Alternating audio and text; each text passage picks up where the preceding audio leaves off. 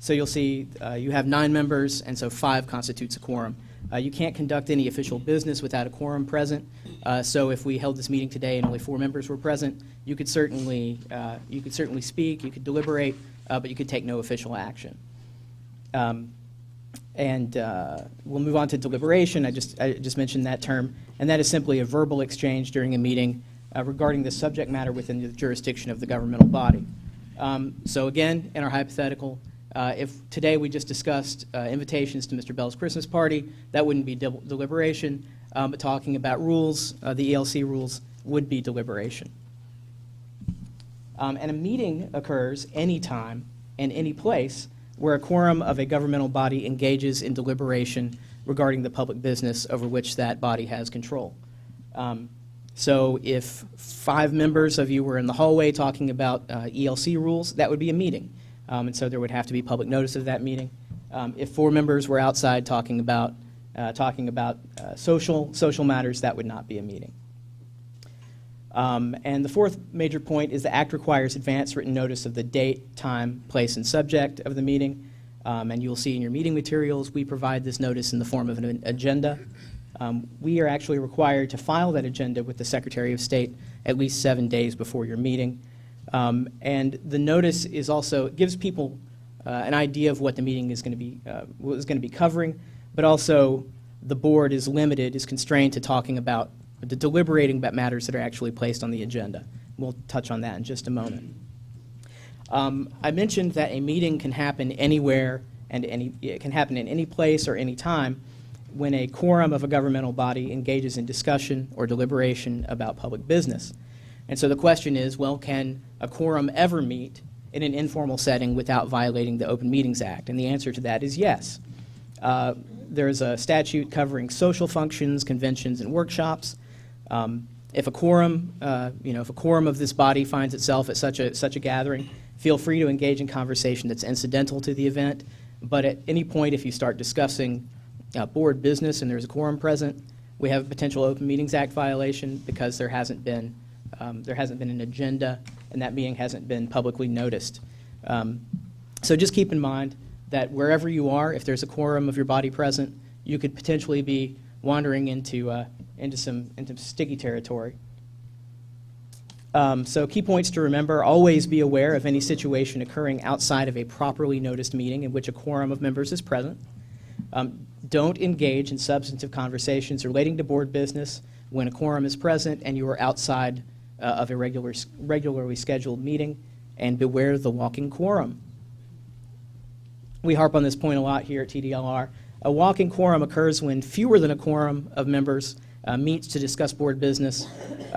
Let's say a work group of 3 or 4 members talks about board business, and then each member may go back to another board member and say, hey, here's what we talked about, and all of a sudden you have 5 or 6 people, not simultaneously, but you have 5 or 6 people who effectively talked about board business, and which constitutes a quorum, which means a meeting has taken place that wasn't properly noticed. So here's another example. On a 5-member board, 2 members exchange phone calls and emails expressing their thoughts on an upcoming rule change, and they exchange research that they've done individually on this issue. One of the board members subsequently forwards the exchange to another member, and here we've got a quorum. Would be 3. So we have reached the point of quorum after the second member forwarded the exchange to another member. So we engaged in a walking quorum and we violated the Open Meetings Act. And keep in mind that walking quorums don't just happen in the hallway. They can actually happen on conference calls, video conferences, and even emails, text messages, and other technologies such as Facebook or Twitter. For example, a person tweets something about board business, another board member finds that and retweets to a few other board members, and all of a sudden we have 5 members engaging in a substantive discussion about board business, and a meeting hasn't been called. So that's a kind of new territory. The law isn't really firm about that, but that sure looks like an open meetings violation. Some best practices to avoid a walking quorum. Don't meet in small groups, such as your work groups, to discuss board business and then communicate the substance of those meetings to other members. We typically warn you in the work groups, please keep this within the work group, and It's not because we don't want anyone else to know, it's because we don't want to violate the Open Meetings Act. Don't send emails or texts to a quorum of members regarding official business, even if you were just sending the emails individually, because we know how email forwards worked. We all lived through the 90s. Don't create posts on social media about board business where a likelihood exists that a quorum of members could participate in the discussions. And don't ask a quorum of members, even on an individual basis, for feedback or what their vote would be on a particular matter, because that is called polling, and that is prohibited. Some general guidelines for open sessions. We're just switching gears a little bit. As I mentioned, a board or committee is limited to discussing the specific items on the agenda.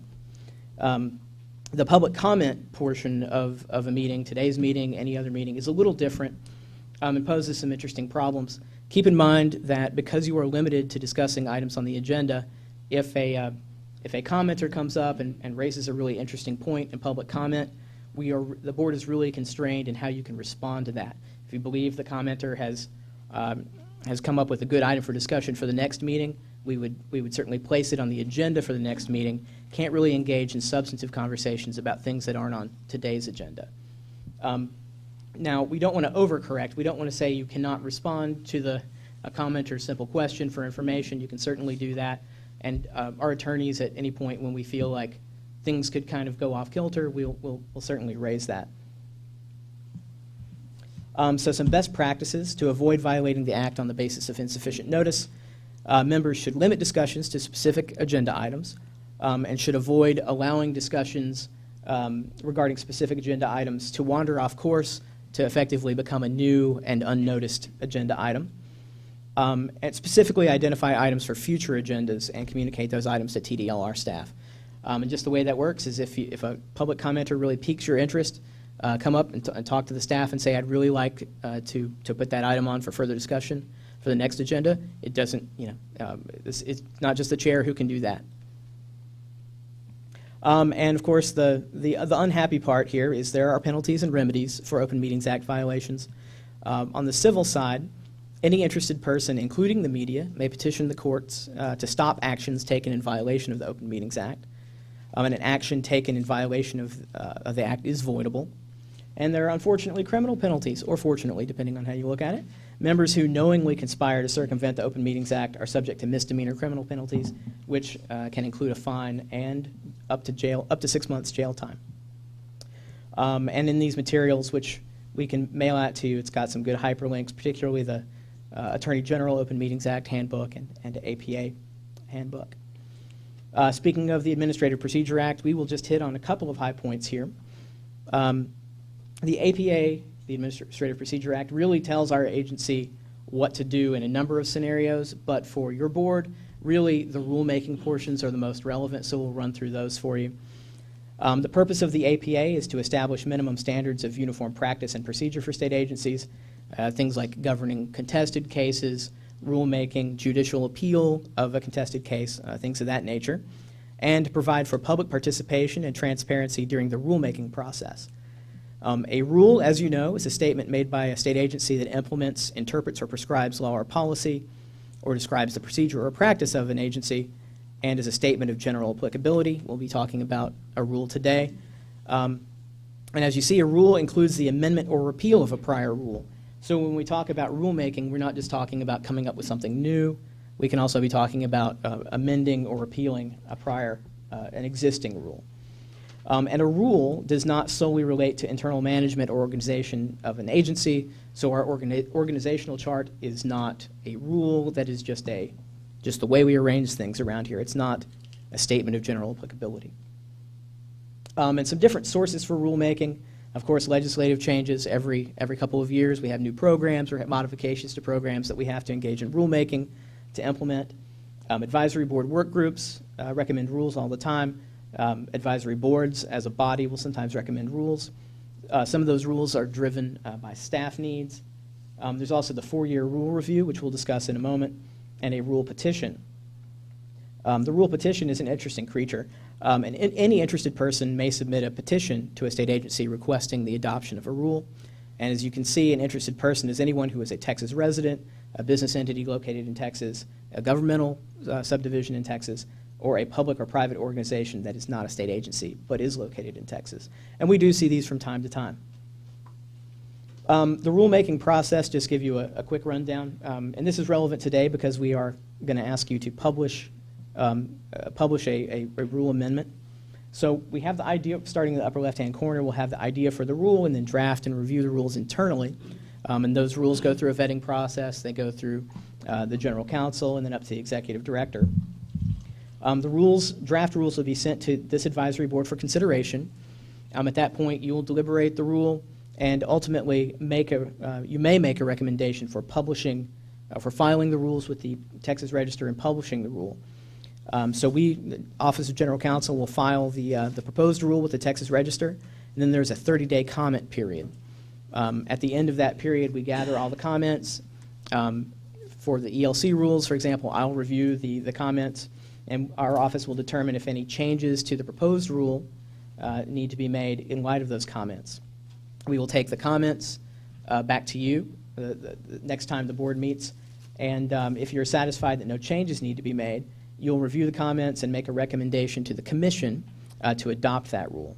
And at the next meeting of our commission, hopefully they will recommend adopting the rules, at which point we make a filing with the Texas Register, and then 20 days later, the rule will become effective. So today, for one of the items I'll be at the table for, we are on the upper row on the aqua-colored box. That's where we are. So we're still fairly early in this process. And also, I mentioned that there's a 4-year rule review. We'll be discussing that a lot this year for the electrical program. Every 4 years, we are required by statute to determine whether or not the rules for a particular program still need to exist, if there is a purpose for them. And so every 4 years, our office files a notice of intent to review the rules. The public then has 30 days to comment on whether or not the rules should continue to exist, at which point the Office of General Counsel reviews the comments and makes a recommendation to the Commission. For a program like this, the Commission generally will say, yes, the rules still need to exist. This is an ongoing program, and that's that. Sometimes we'll get comments that may not really be relevant to whether or not the rules should exist, but maybe are relevant to some other facet of the program. You know, I think the passage rate is too high, I think the passage rate of the exam is too low, and we always direct those comments to our staff so they're not in the dark about what the public is saying. And once again, we've got some links to some good rulemaking resources if you are curious about seeing the details of that process in a little more depth. And lastly, we'll deal with the Public Information Act. The Public Information Act, which we also call the Open Records Act for short, is intended to allow everyone to have information about what's going on in their government, about the official acts of public officials and employees. And interestingly, to all of you, the Act makes all documents, records, and other information relating to official business open to the public, with some exceptions. And so public information includes any electronic communication created, transmitted, received, or maintained on any device in connection with official business. So, for example, all of the emails you get about these meetings, subject to Open Meetings Act. And so, just generally, you know, I think this is something we do at the agency, and this is something just to be aware of.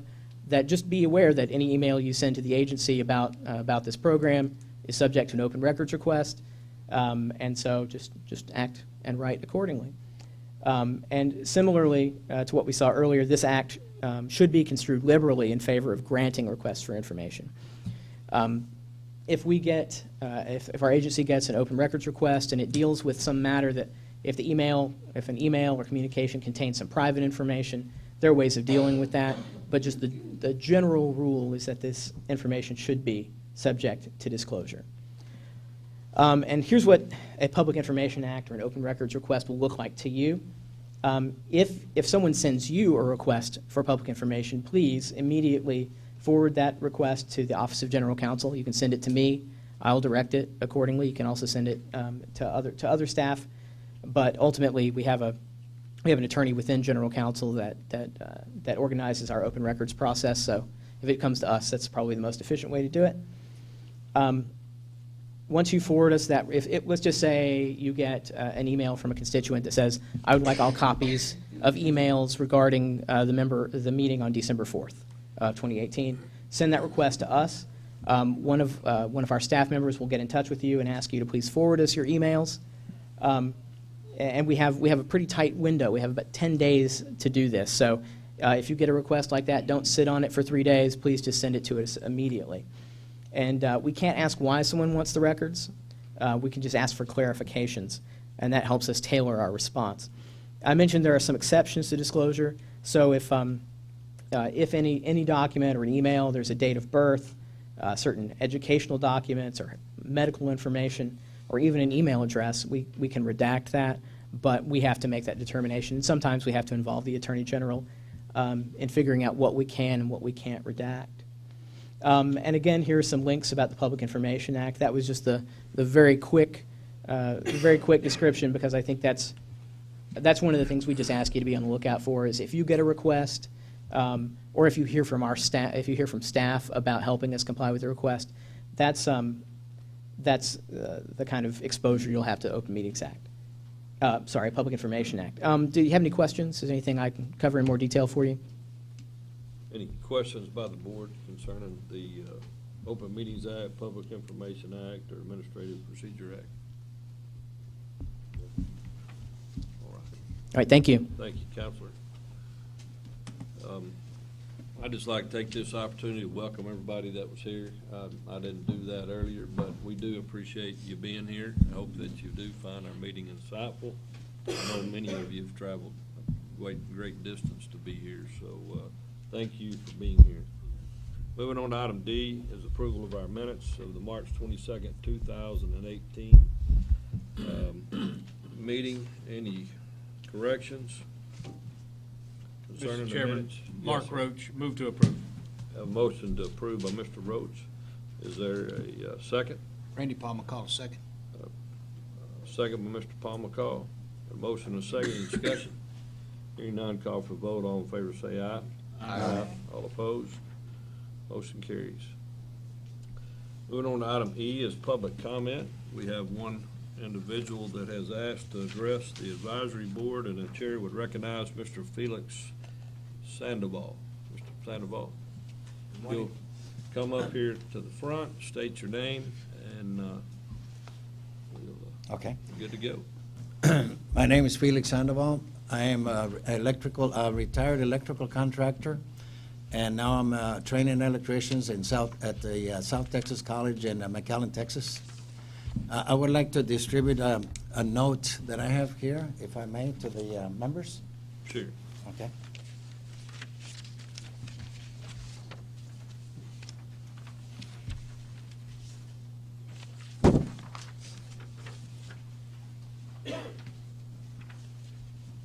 Thanks.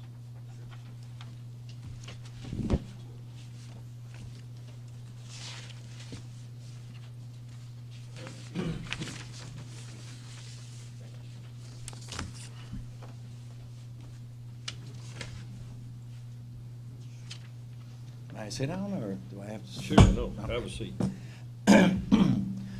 I read the agenda on G and H about the electricians being awarded or being able to use more than their 8,000 hours against their journeyman's exam, and I believe they're getting credit for now working overtime instead of the regular 2,000 hours that are allotted for the year.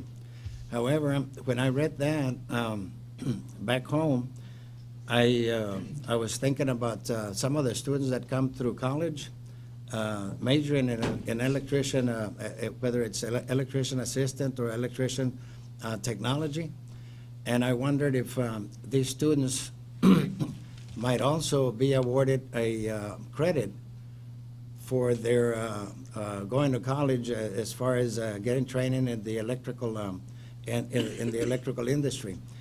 I understand. I've done a little bit of research, and we all know, I think, that there is a great demand for electricians in the state of Texas, also in the whole nation. They're just very hard to find. And what electrical contractors, electrical companies are doing is, of course, looking for them. And for us, we're training them. And I put this scenario that I sent out to you today about a student taking dual enrollment courses in the electrical field. If they start as a junior in high school, when they finish as a senior, of course, when they graduate from high school, they would have equivalent to a certificate, which is 1 year electrical training through an accredited college. And if they stick with it, they will also go to, they will continue their education for 1 more year and receive an associate's degree. So getting back to the electrical industry, I've talked to workforce, I've talked to contractors, and I've been training electricians here at the college, at South Texas College, for about 10 years. And what I've been receiving is that nothing but good things about the students that we send them to the workforce. In other words, the students that once they decide to become electricians, and they whether they be juniors, seniors, or graduates of high school, they have already committed themselves to the electrical industry. That versus a person or an electrical company taking somebody that, say, if they call it off the street, they hire somebody from, just anybody that comes looking for a job. So if we put those two scenarios together, nothing but good things have come out of electricians that have been trained through colleges, thus receiving associate's degrees.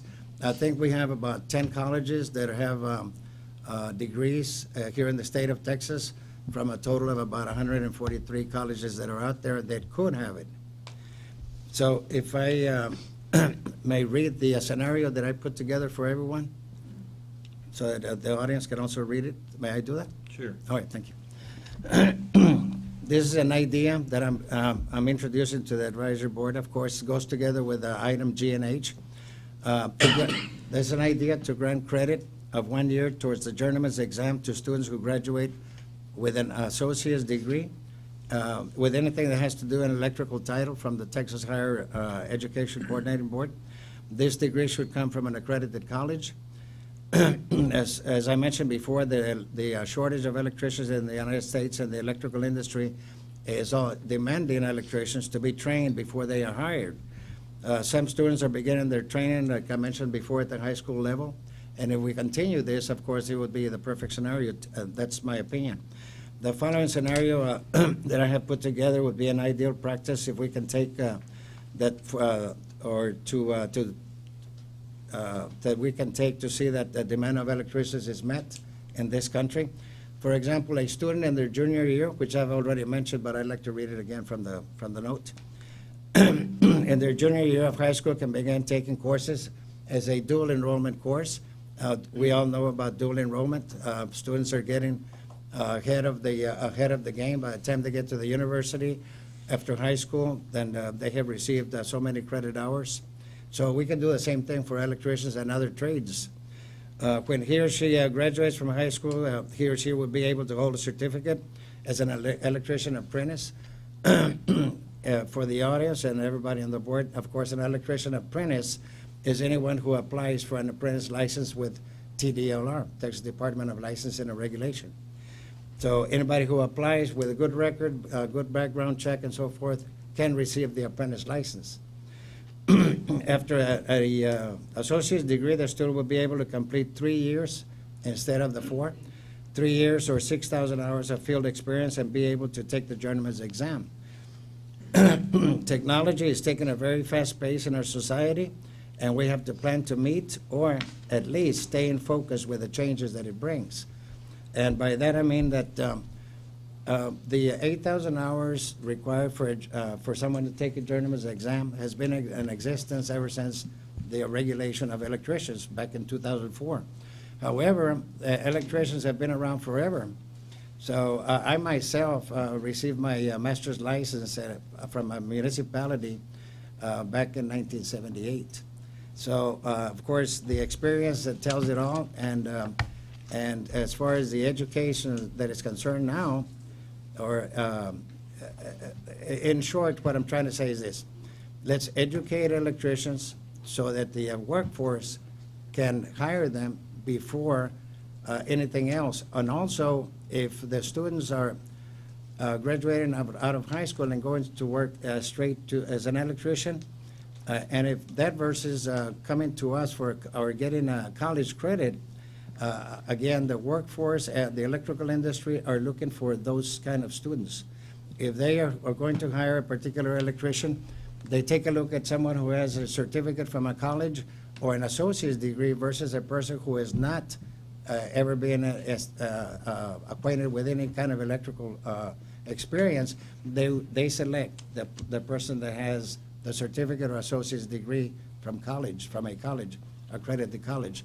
So this is their demand, and my introduction to this is an idea, or in addition to item G and H, which they will discuss after a little while.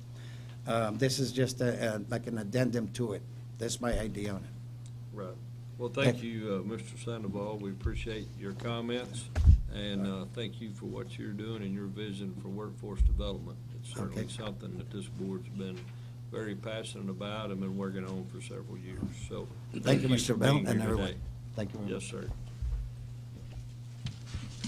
Moving on to item F, staff reports, briefing from staff and subsequent discussion. At this time, we'll start with a licensing division and invite Ms. Lisa Hodak to talk about our statistics. Ms. Hodak?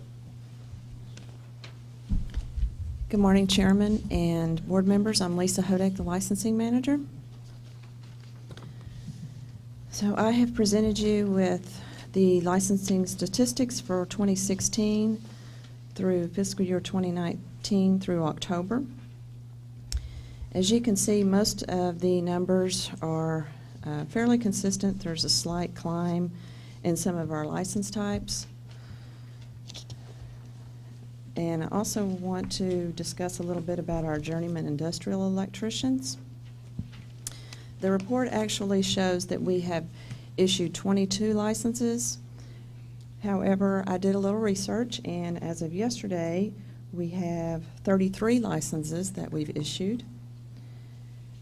2 of those licenses were issued by the exam, and 31 were actually issued by the NATE, by holding the NATE certificate, as well as, thank you. I said NATE, NCCER certificate, which is the National Center for Construction, Education, and Research. Also, the journeyman industrial, we have several that are pending, eligible to take the examination, and we have 3 that have failed so far, and of course the 2 that have passed. So I'm sure those numbers will continue to climb in the future, and we'll, once more people schedule their exam and hopefully pass the exam. Our apprentices are still continuing to climb. We're at almost 81,500.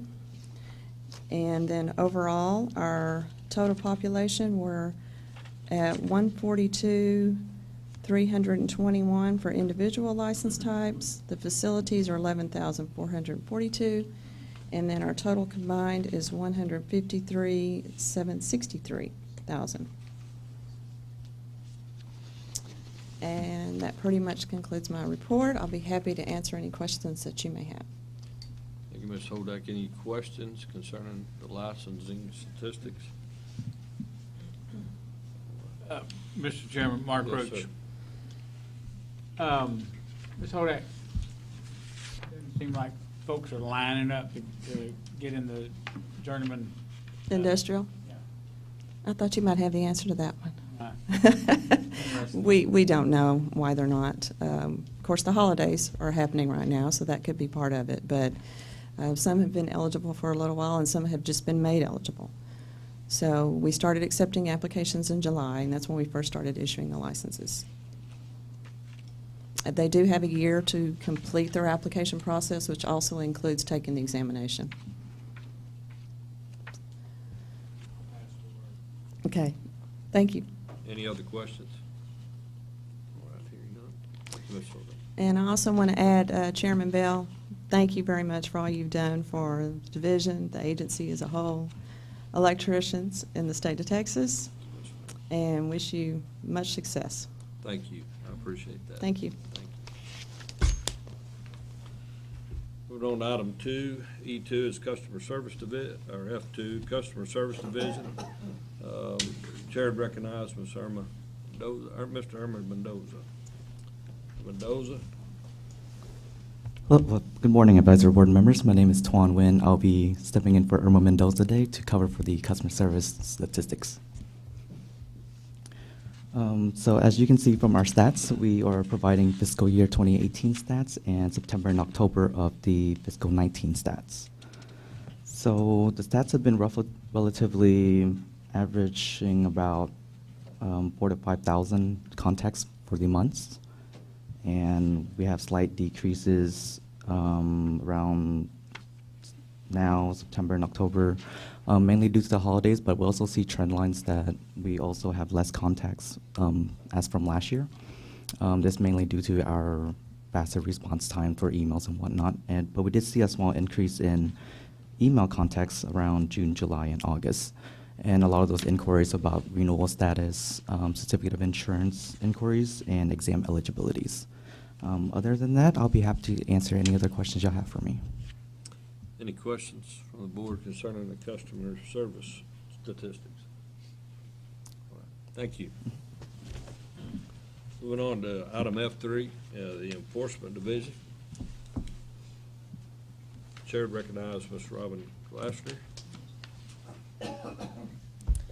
Good morning. My name is Robin Glassner. I am a prosecutor in the Enforcement Division.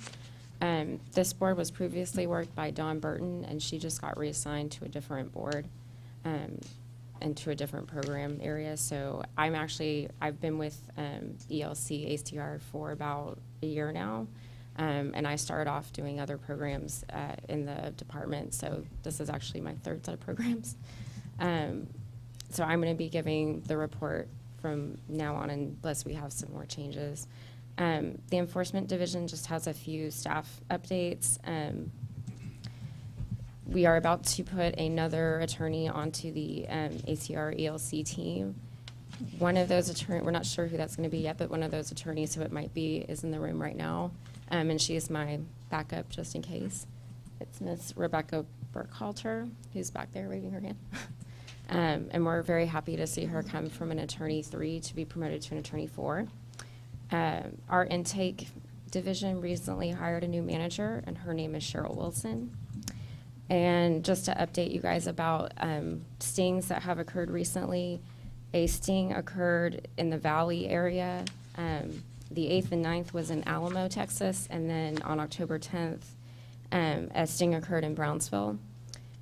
And the number of cases that were opened in total from those 3 days is looking to be approximately 30 cases, which is a bit of a lower number than was the previous 2 years, but we believe that is hopefully because we have less unlicensed activity. So just to point some of those things out. And then turning to our case highlights, these were all based on consumer complaint cases. A couple of agreed orders, a couple of default orders, and just to point out some of the key statistics for ELC over the past fiscal year. The number of cases open and the number of cases resolved is almost 100%, which means that these cases are moving relatively quickly. We do see a really high number of unlicensed cases or unlicensed advertising cases in the ELC program. So we are getting to these cases quickly and trying to get things resolved as soon as we can. So overall, the numbers for ELC looked a lot better than some of the other programs for getting cases resolved within the fiscal year. And just to point out, the same, it looks to be holding constant in fiscal 2019.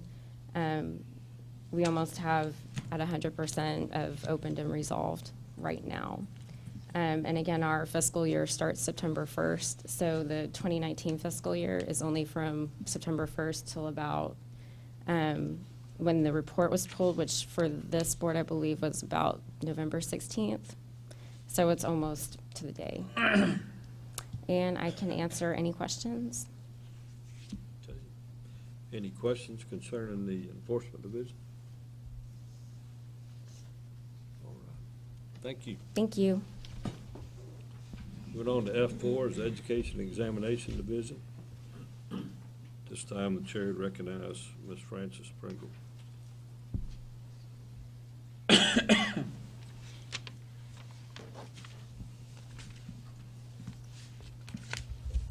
Good morning, Chairman Bill, Advisory Board members. I'm Fanny Pringle with the Education Examination Division. I believe you have our report in front of you. The Examination Review Committee met on September 10th through 12th, and the exams that were worked on were republished on December 1st. Specifically, we reviewed 69 journeyman poorly performing items and approved 28 new items. There were 44 residential appliance installer items that were reviewed. And for master electrician, there were 35 poorly performing items and 18 new items were approved. For journeyman lineman, there were 19 poorly performing items with 18 new items approved, and 23 poorly performing sign electrician, both journeyman and master items that were reviewed with 13 new items approved. Additionally, for the wireman content outline, the load calculations topic went from 4 to 3 items, electrical grounding and bonding went from 4 to 5 items, and data processing equipment was removed, and emergency systems were added. Additionally, we have our statistics for curriculum and continuing education and for the examinations. As stated, the new journeyman industrial license examination, we had 5 people test with 2 passing. There's a 40% pass rate. Our other new exam was the new format for the master, divided into calculations and the master NEC.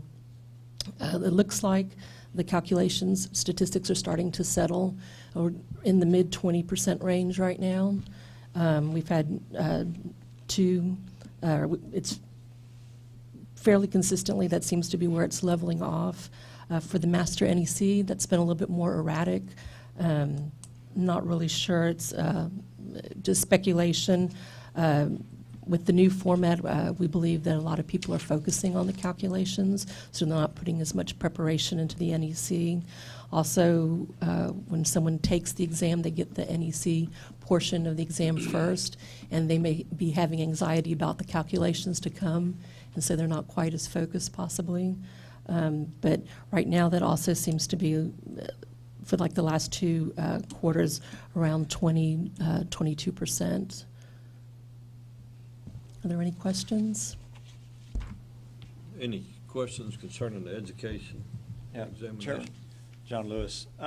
Is it alarming that only 20-something% of the people taking this test are passing?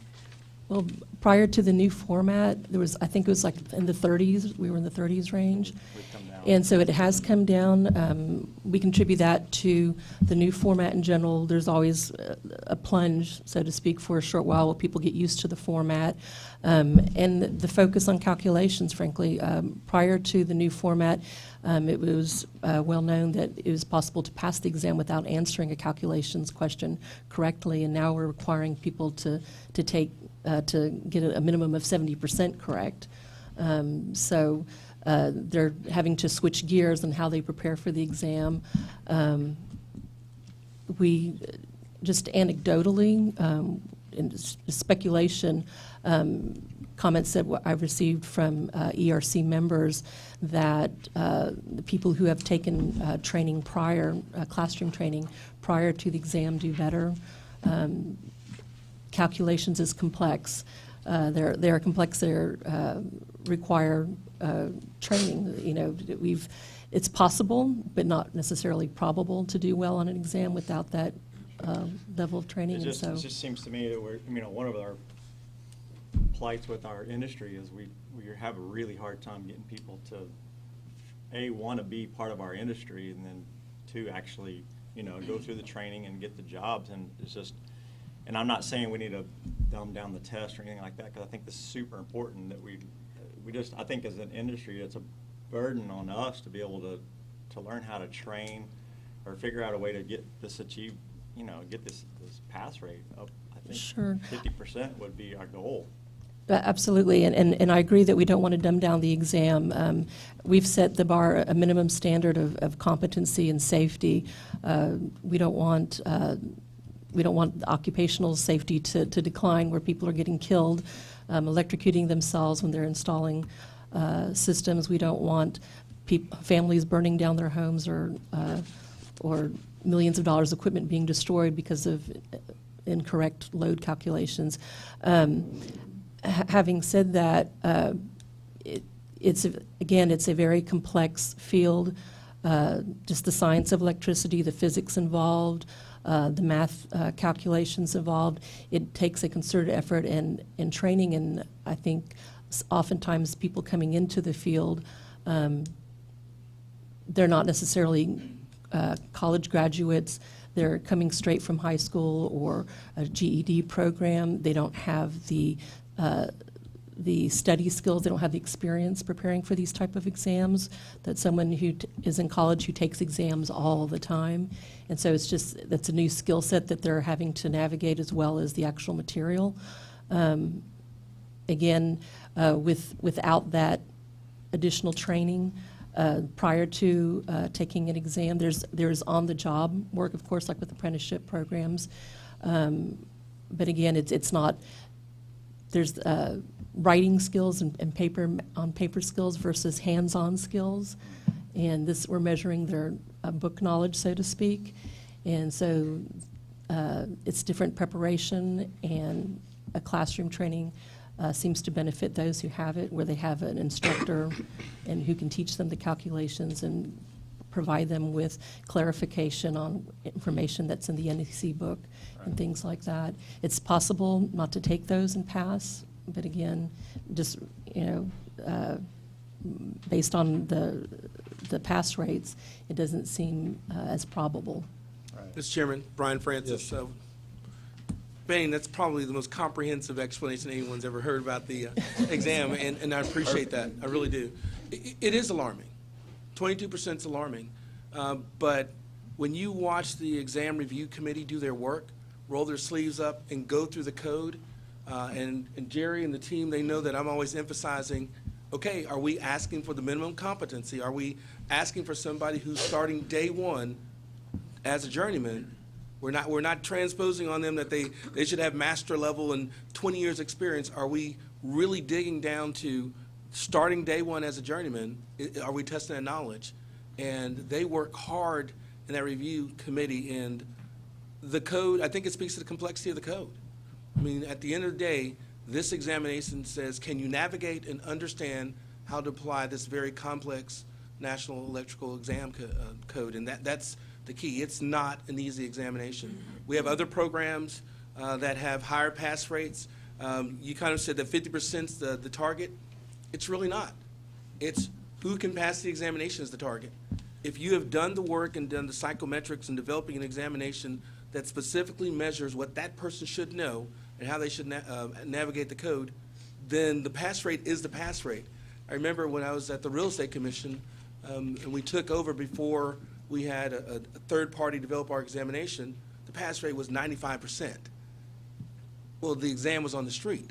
Everyone had a copy of it. I think some folks in here know that with the ICC exam, there were some municipalities that you went to because that exam was on the street. They didn't covet and hold the examination tight.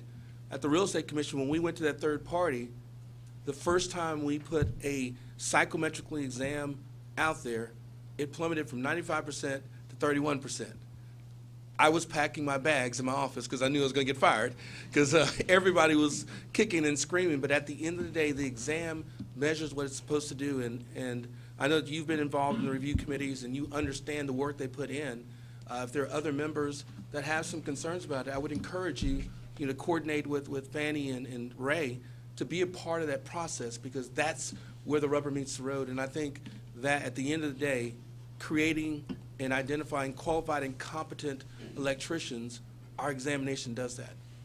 It really, really draws that line, and it is tough because I know I'll probably get the question this legislative session.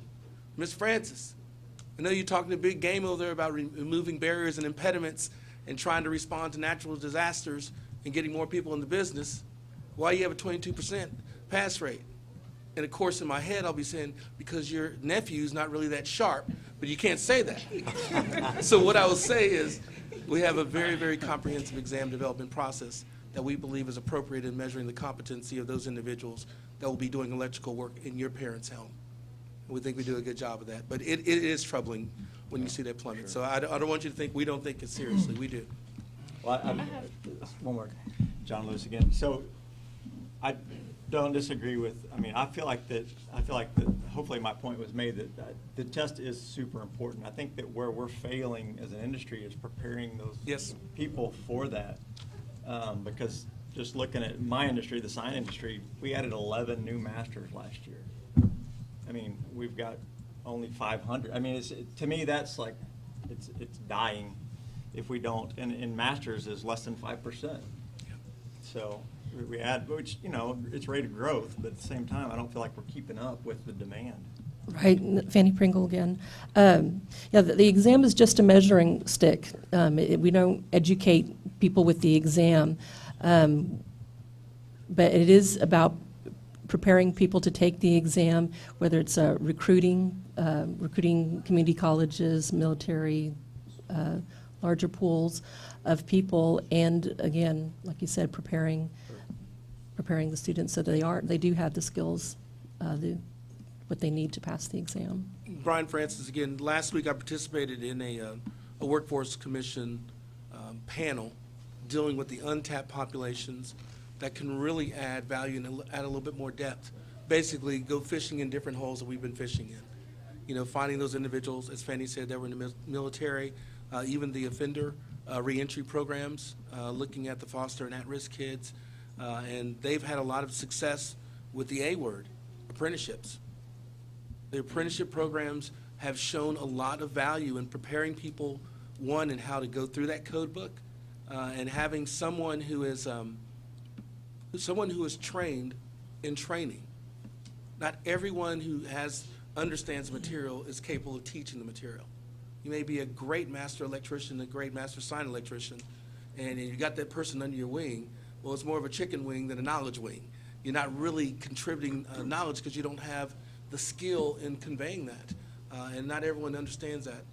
And then also, I think when folks fail the examination the first time, when they get that score sheet, it tells them where they were weak in. And what they're more concerned about is rescheduling the examination the next day and not doing what it takes in between the examination to prepare in those areas that I was weak in. So there's opportunities out there, and I think we can probably get some more word out there about the common areas that people are failing in, what they need to emphasize, and we can do stuff to help people and direct them. But at some point, they're going to open that book. They're going to have to open that book. Thank you, Mr. Francis. Mr. Malcolm, you had a question? Yes, I have two questions. The first is, are the rates comparable to like other states' national rates, the pass-fail rates? I'm not sure if I'd have to look into that. I don't know specifically what the other rates are. I've worked with NASCLA, have communication with them, and they represent several states, and they have some consistencies. I know that because of low pass rates, there are shortages of electricians nationwide, but I don't know specifically what the rates are. I could look those up for you and provide you with some numbers next time we meet.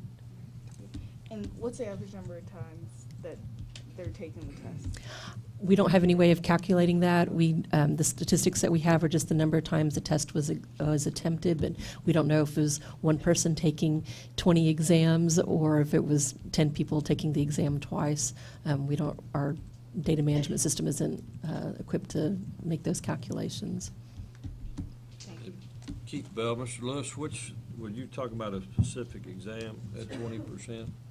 Or did I miss Well, that? it was in the 20s. Hang on, let me get back to that. I scrolled up. The journeyman line, Well- one is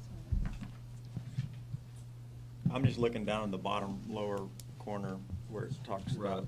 and the ones with shows it's broken down by quarters.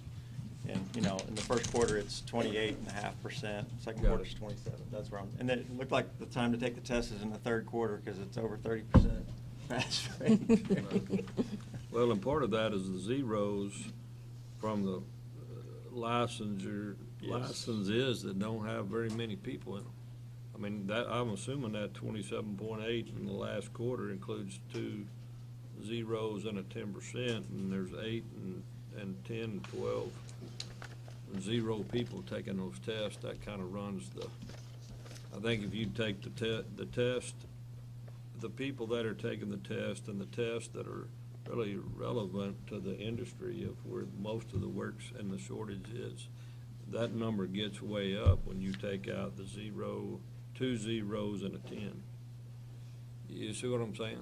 I'm assuming you just added all that up and divided by the amount of lines. In Well, each it's, spreadsheet, right? it's weighted too. It's weighted, it's a number of attempts divided by the number of past attempts. And then, you know, and I think we have to be careful. You know, the journeyman industrial test is brand new. They didn't even have that license until we put that in place. Right. The last legislative session. And kind of like the journeyman lineman, you know, I forget what the statistics are, but It's a 40% pass yeah, rate. there's only 23 of those in the whole state of Texas. Right. And so, you know, so if there's only 23 that are licensed doing the work, then that's not very many people training the new people that are taking the test. So I do want to commend the department by splitting the masters from the calculations from the NEC. Though we need to know the code, you have to do the calculations. And I know a lot of people whine about the passing rate, but when the rest of us took it that are sitting up here gray-headed, if you miss one calculation question, you failed the whole test. And because 5 questions were based upon the answer you got with the first calculation, so if you couldn't come up with a load, you missed, you know, a third of the test. So I think that's important because the statute also recognizes us as ability to design. Though the statute requires an engineer over a certain amount of dollars worth of value, this statute, our statute actually recognizes our ability, so we certainly test that. So I commend the department for making the decision to split that and that you have to pass both parts. So certainly in some of these others, yeah, maybe we need to look at that, but you know, it's a minimum level of competency test, and hopefully this is pushing the apprenticeship programs and a vision that we heard earlier about workforce development. It's certainly something we and this department and this advisory board has been serious about. We've had two summits concerning workforce development. So thank you for what the department's doing for this. Mr. Chairman, Brian France, I just want to Yes. add 2 things. Number one, Carla has already coordinated with Ray, so what we'll have available on the webpage very shortly are the 5 top areas of failure for the examination, just to kind of give a little bit more guidance to the applicants or the examinees, as well as those that are doing the training.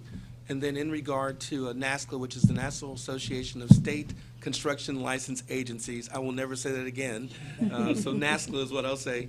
In regard to NASCLA that Fanny mentioned, David Gonzalez and myself, this week will be participating in their strategic planning session. And so this is a nationwide group. Ms. Malcolm will bring up the question about other states and their exam pass rates, so we'll try to get that information from them. Okay? Any other questions concerning the education examination? Thank you. Thank Thank you. you. Great job, Fanny.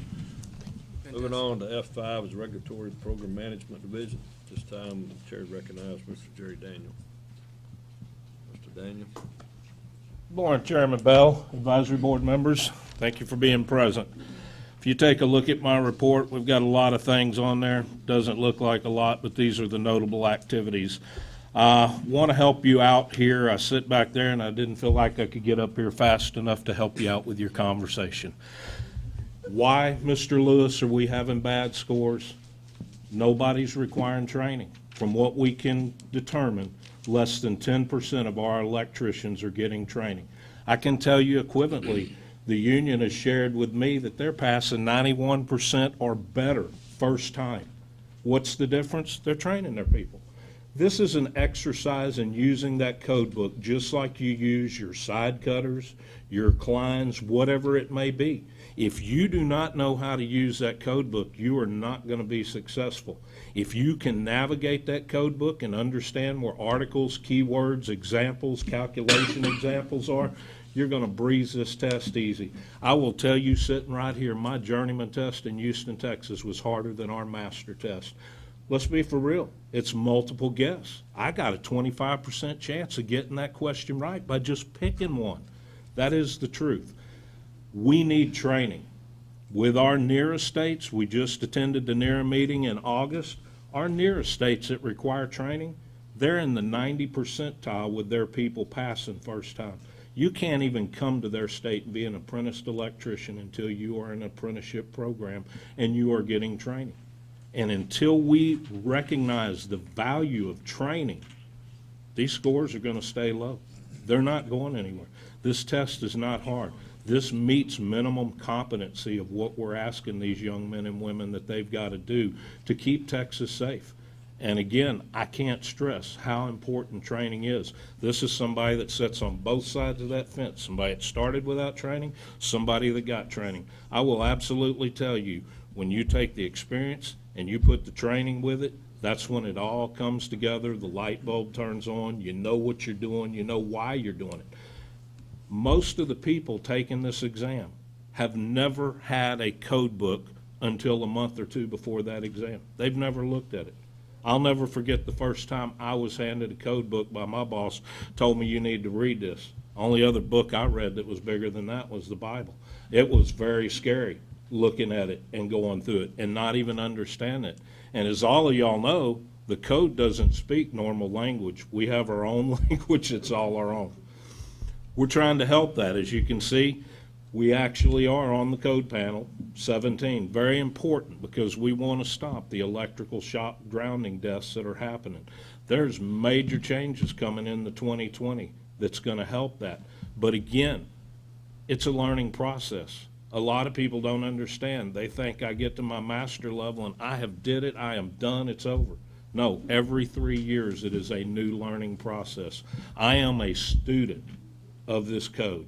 I am not the greatest there is. I am learning just like everybody else. And every 3 years, it is a new learning process. And if you forget that, that's where you're going to go behind. We definitely need to look at how we're going to do that, and the only way I can see is the training goes with it. Actual training in class in schools. We have some students that are in the high school programs that absolutely are as good, if not better, than seasoned journeymen we have right now because they're getting the proper training. When they get out of that high school and go into the IBW, the IC, or another training program, they're ahead of that class already because of the training that they've had, and the teachers are finding it easier to teach them. So we've got lots there. We did have a third summit, if you look on there, that Mr. Bell was present at. We had a lot of wonderful ideas come out of there. One of the biggest problems we're going to have with the high school training is finding teachers. Who's going to take the pay cut? Then who's going to spend a year of their time going to school to take the state mandated tests so they can be a teacher? It's getting very, very hard. We're going to have to find people that are retiring from the field, that have nothing to do, that want to do something. We need to encourage them. Everybody I know, I'm trying to encourage them, pointing them to school districts, trying to get these high school trade programs going back up. Currently, we have 13 of them in the state of Texas with a couple more that are set to kick off. So it's a good thing, but that's volunteer again. And if you can do this, just volunteer. Who's going to volunteer to go to school and pay? Need people like Mr. Sandoval. You know, one of the things I had that maybe will help, I understand school's not cheap. They can't pay it at what they're making as an apprentice, that's for sure. My boss actually made each one of us the deal. I'll pay for school. You pass, it's on me. You fail, you pay for it. That gave me incentive to pass each and every time. I'll tell you, I didn't pay for school one bit. I passed each time. So I would definitely look at that. Even if you don't want to send them to a school, there's nothing that says each contractor couldn't put some type of training together once a week, something. mandatory that you come to help them start learning this code. But I'm going to tell you, this is a shared responsibility, and the contractors have got to step up for their employees if they want more journeymen out of the deal. The contractors that are already part of the IEC or the IBW, they've made that step up. They're getting their people trained. But like I said, less than 10% of our population, there's a lot of contractors that they're not caring about that young man or woman and their career down the road. I've even heard contractors tell me, why should I train them? Then they're going to become my competition. And I tell them each and every time, you know, the only thing worse than having untrained employees, you keeping them untrained employees. So we've did a lot. We did a national sweep that was pretty good. We spoke with, well, pretty close to 200, maybe over 200 electricians on that national sweep going through Travis, Montgomery, and Harris County. A lot of people there. We were very surprised. We found more that time licensed than we did unlicensed. Normally our sweep produces a lot of unlicensed, so we were happy with that. And again, the summit was very good. We have the link on our website. We had a lot of great ideas come up out of it. In fact, a couple of the ideas we're going to talk about today. One of the ideas is the simple real-time hours.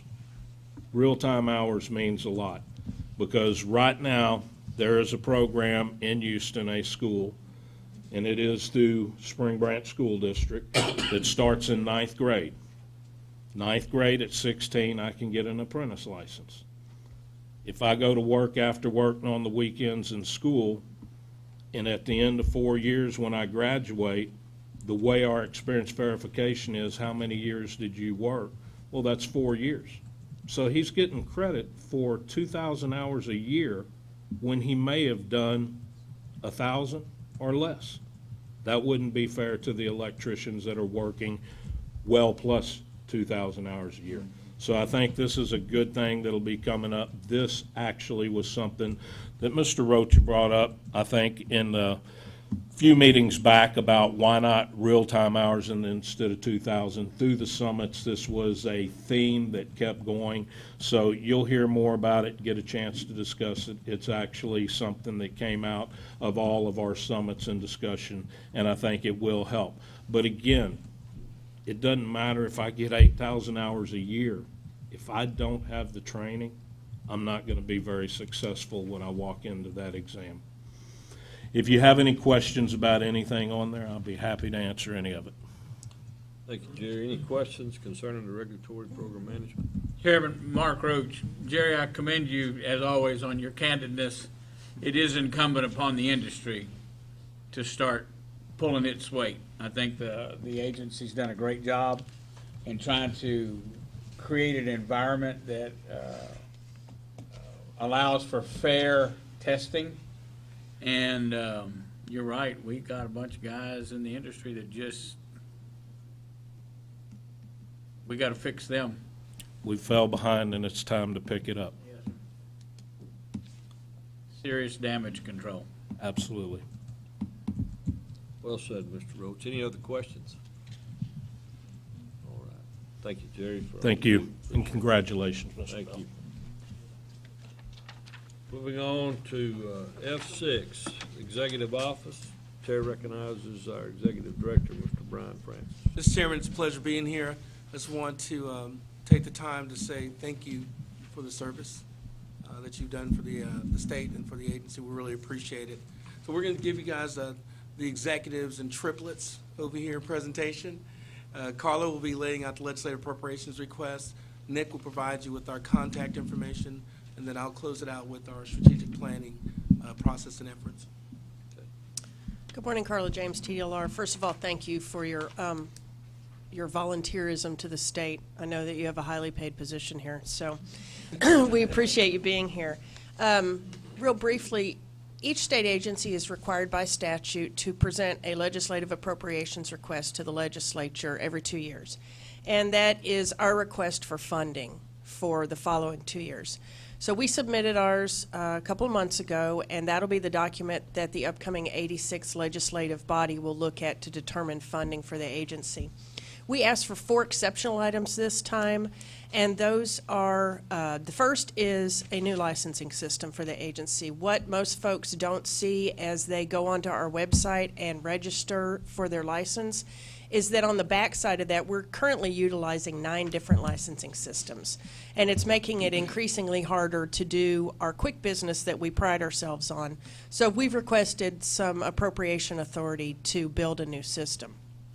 Our second exceptional item request is for human trafficking, and you may say to yourself, well, that sounds like an odd combination with TDLR. But the Governor's Office and the Office of Attorney General have started a campaign to end human trafficking in the state of Texas. And we are in a unique position at TDLR in that in our inspection process, we can go into facilities through our normal course of business, do our inspection, but we may notice some odd things that don't necessarily look like they belong in these facilities. And we feel like it's important to enhance our capability to do that. We report that information that we see to local law enforcement, so please don't think that we're going in and arresting people. That's not our role in this. But we've requested a few full-time equivalent positions to try to enhance our ability to report that as we see it across the state. And then our third and fourth requests I'll combine for you. During the last legislative session, the legislature requested that all agencies reduce their budget by 4%, and we did so as requested. But we're asking for half of that back, and that equates to 5 full-time equivalent positions in the state, or excuse me, for the agency to try to get our enforcement and our inspections and our licensing divisions back up to not full capacity. As I stated, we're not requesting the 4%. We realize that we should always be very judicious with the requests that we make, but the 2% to get those people back in and get us back up to the level of service that we expect of ourselves. So that encapsulates what we're trying to do during this next legislative session for budget, and I'm happy to answer any questions. Okay. Any questions concerning the appropriations? Thank you. Thank you. Okay. Mr. Chairman, board members, Nick Voinas, TDLR Chief of Staff. Again, thank you for being here. Thank you for your service. I'd like to talk a little bit about our outreach, including your website, and brag a little bit on your traffic numbers associated with this program. Over the past 6 months, the Electrical Safety and Licensing website has had 279,690 page views. That's an average of 1,512 a day, one of our busier sites. And of those people that are accessing your website, a whopping 61% have done so from a mobile device, and that compares to only 39% from a desktop. So your folks are definitely on the go. And the top reasons for visiting is followed by frequently asked questions, apprentice programs, exam information, and continuing education.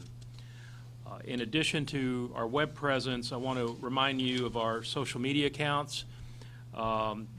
We have a presence on Facebook and Twitter, so please check it out and follow us there to keep up with TDLR news and events.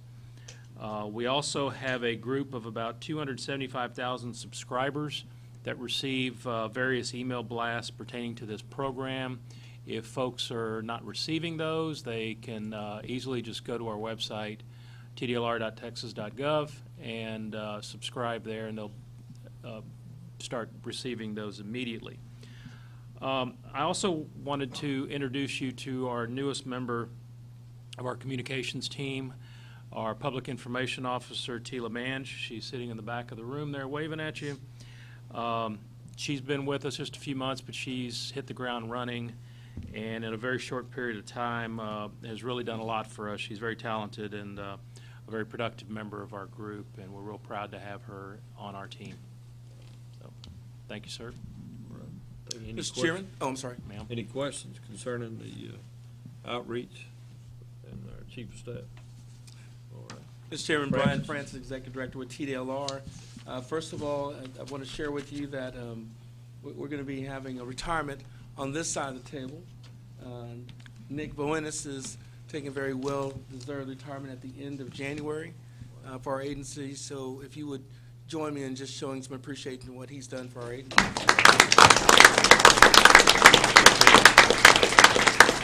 And he's made it very clear that it's not because of me and my lack of hair or, cheering for the Sooners this last week. He said it is just time, right? Right, Nick?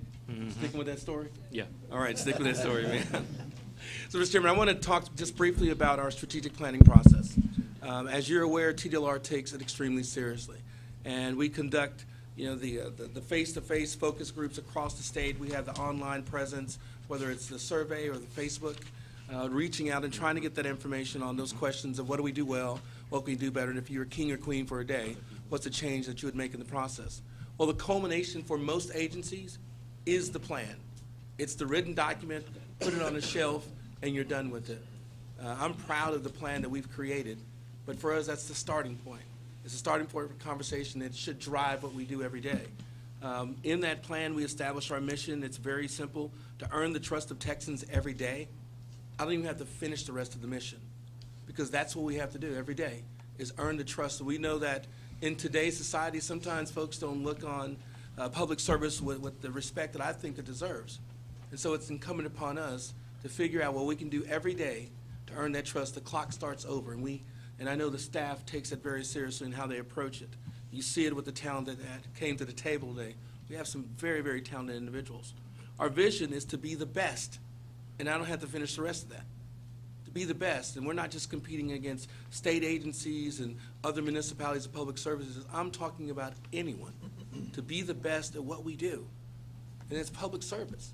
It's making sure that there are qualified electricians out there. It's making sure that when people violate the rules, that we have an enforcement process that takes care of those individuals. It's making sure that they get their license quick in a timely manner. The strat plan lays out a few things. It kind of highlights our goals going forward. There's a few of them that I want to just kind of bring to your attention as I scroll through it. Technology is sometimes your friend and sometimes it's not, right? So our goal number one is to continue to effectively consolidate and improve the 16 programs that were transferred to us in the last 2 years. That's a heavy load. Well, why is it important to your group that we do those things well? Because we learn every time that we bring on a new program. We improve our processes, and those things trickle over into your program and how we work and how we become more efficient in the way we do business. The other one is to improve efficiencies, lower fees, and eliminate bottlenecks throughout TDLR. That is a daily objective. We're always trying to push the envelope. As you know, we have an Office of Innovation that is very engaged in not just the simple, process improvement and continuous improvement, but they are really digging down to the philosophical side of how do we work smarter and better as an agency? How do we develop the resiliency of taking on so many new programs? Because believe it or not, it's emotionally daunting to think we have to take on 5 more programs. But that's the plate that we've set. That's the standard that we've set as an agency, saying that TDLR can do those things, and we do them well. But it doesn't mean that it doesn't take an emotional toll, that folks are like, oh my gosh, is this train ever going to stop? Well, I don't know if it'll ever stop, but I know that our approach in how we run this train is how do we make it better the next day? How do we make it better the next day? How do we meet those stops for the folks that are along the lines? The last one I'll point out that impacts your group, and it's something that enforcement's done a great job on. It's prioritizing enforcement personnel efforts to resolve complaints involving consumer harm or threat to the public safety. In the past, just 3.5 years ago, a complaint comes in the door, and it's like first come in, first serve. And so you had some low-level, non-threatening consumer protection complaints that were competing with, harm. And so we've flipped that approach, and Christina's team has done a fantastic job.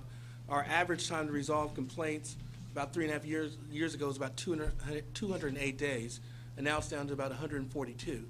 It's because we're treating it like it's a DA office. We're making sure that those that impact consumers are getting the attention they need immediately, and we're taking care of those folks. In the last year, in terms of refunds where we've had a complaint against a licensed individual, we've made that licensee pay back about $264,000. I mean, that's returning money back to the person that was harmed, whether it was an overcharge for electrical work, whether it was overcharge for AC work, overcharging on a tow. So that's a new element that you're going to start seeing in your reports of showing how much money we've been able to get back and put back in the pocket of consumers to make them whole. 2 years ago, with our strategic plan, the staff supported me. They didn't beat me up, but I was getting that they were mean mugging me. I could tell they were giving that little side eye because we had over 56 strategic initiatives, and it was entirely too many. But we had 52 of those passed into law, which was about a 92% pass rate, which is incredible for a legislative session. We've kind of whittled that down this time. We're looking at about approximately 29 initiatives moving forward. We know that we're going to be in a lot of conversations. You're probably aware that the staff for Sunset has recommended that the plumbing program be moved to TDLR. Well, that conversation is going to begin in earnest next week on whether that could happen, whether it could not. Either way, we're approaching that table with the simple, if it happens, we'll help. And if it doesn't come to TDLR, we're still going to help improve that process, no matter how that goes down. But one of the strategic initiatives I wanted to point out that will have a direct impact to your agency or your program is the extending of the license time period. So we have a good number of our licenses that are one-year licenses. You can imagine that now we're sitting at about 823,000 licensees across the state. If we have to touch 650,000 of those each year, that's a phone call, that's a piece of paper, that's an email, all those things kind of add up. We're looking at lining it up to where licenses will be extended to 2 years. So you'll have a 2-year license, and now we don't have as much congestion coming in every year as we move forward with it.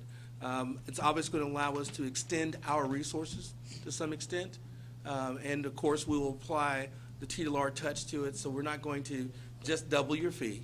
We'll look at the cost associated with it and try to do what we've done in the past, is identify some opportunities for cost savings in that. But we look forward, when is the session starting, Carlos? January 8th. January 8th is when the session starts. It's actually started for us probably about 6 months ago. We've been doing hearings left and right. But we'll do our same thing that we've always done with the programs. On TDLR's webpage, if there is a bill that's filed that impacts your agency, it's going to be on our webpage. So you'll be able to track those bills, click on it for electricians, and it'll take you to the Texas legislature online. So you'll be able to see what's at least being discussed in the area of your programs. And I believe that is all I have to say. Okay, well, thank you. Mr. Francis, any questions concerning the executive office, the strategic plan, or that's been laid out here today? All right. Thank you, Brian. We appreciate that. Moving on to item G, the discussion of possible recommendation regarding proposed rule amendments to 16 Texas Administrative Code, Chapter 73, 73.20. The proposed amendments remove the 2,000-hour limit on the on-the-job experience that may be claimed within a given year and will allow the department to credit applications for all on-the-job experience earned. This item resulted from recommendations made at the Electrical Safety and Licensing Program Summits held January 11, 2018 and March 22nd, 2018. At this time, the chair would recognize Mr. Doug Jennings, our Assistant General Counsel. Mr. Jennings. Thank you, Chairman Bell. Thank you, advisory board members. As Mr. Daniel mentioned earlier, this idea to remove the 2,000-hour annual limit on the-job experience earned came from the electrical summits that we've had over the past year. The rule before you is an amendment, or the rulemaking amendment is would simply remove subsection C from Rule 73.20. The effect of this, of just removing the single provision and renumbering or relettering subsection D, would be to remove that artificial cap on the number of hours that may be accrued during a given year. So a person may receive credit for all the hours that they work. And of course, if we see someone who claims to have worked more hours than there are in a year, obviously we'll give that scrutiny. Nothing's going to change. We're still going to verify the hours worked. There's still got to be an experience verification form. And so our process won't change, but applicants will be able to take advantage of a greater number of hours than they would have been before. And of course, I'll field any questions, but just to let you know, the recommendation that we are seeking, should you so decide, would be to publish this proposed rule in the Texas Register, at which point the public comment process will begin, and of course, we would return to this board with any comments, at which point you could make a recommendation to adopt. So we are strictly asking you for leave to publish these in the Texas Register. I'm happy to answer any questions. And if there are any technical questions, I've got Mr. Daniel on call. Okay. Any question concerning the recommendation to make the revision to Chapter 73, 73.20 as proposed? Mr. Chairman. Yes, John sir. Lewis. So are you, you're saying, from what I understand, that if somebody works 100 hours, they'll be able to get credit for that rather than taking the full 2,000? Is that Yes, that's one. like a part-time? So consequently, if you have somebody that, say, worked 60 hours a week for the entire year, they could take advantage of maybe accruing 3,000 hours? Yes, that's correct. We just really want to make sure that it's fair to both sides. Sure. And as Mr. Daniel alluded to earlier, we want to make sure that people who are putting in the time shouldn't be unduly punished, shouldn't be limited to the amount of hard work that they've done. But similarly, someone who is maybe working part-time and not putting in as many hours won't kind of artificially get more credit for those. And of course, that's something we can explore further if there are any additional issues. But right now, we're just making sure that this change will just make sure that every applicant gets the amount of experience credit for what they have, the work that they've put in. So is there a discussion about maximum number of hours that can be earned? I would defer to Mr. Francis on this question. There's not. You know, right now, the process is that the master electrician verifies the hours. And we've had master electricians verify more than the 2,000 hours. And if we can trust and respect them, and we do, if that person's working overtime, and we know there's a lot of overtime work that's taking place in regard to Harvey, we want to make sure that people get the credit for that. Well, in this day and age with accounting software, it's not hard, really not hard to approve. That's exactly right. That's exactly. All right, any other questions concerning it? Mr. Chairman, Mark Roach, just one word, finally.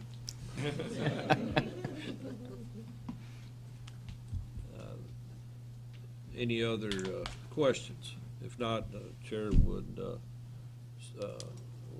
seek a motion to concerning publish this change in the Texas Register. So moved. Mark Roach. Got a motion by Mr. Roach. Is there a second? Second, John Lewis.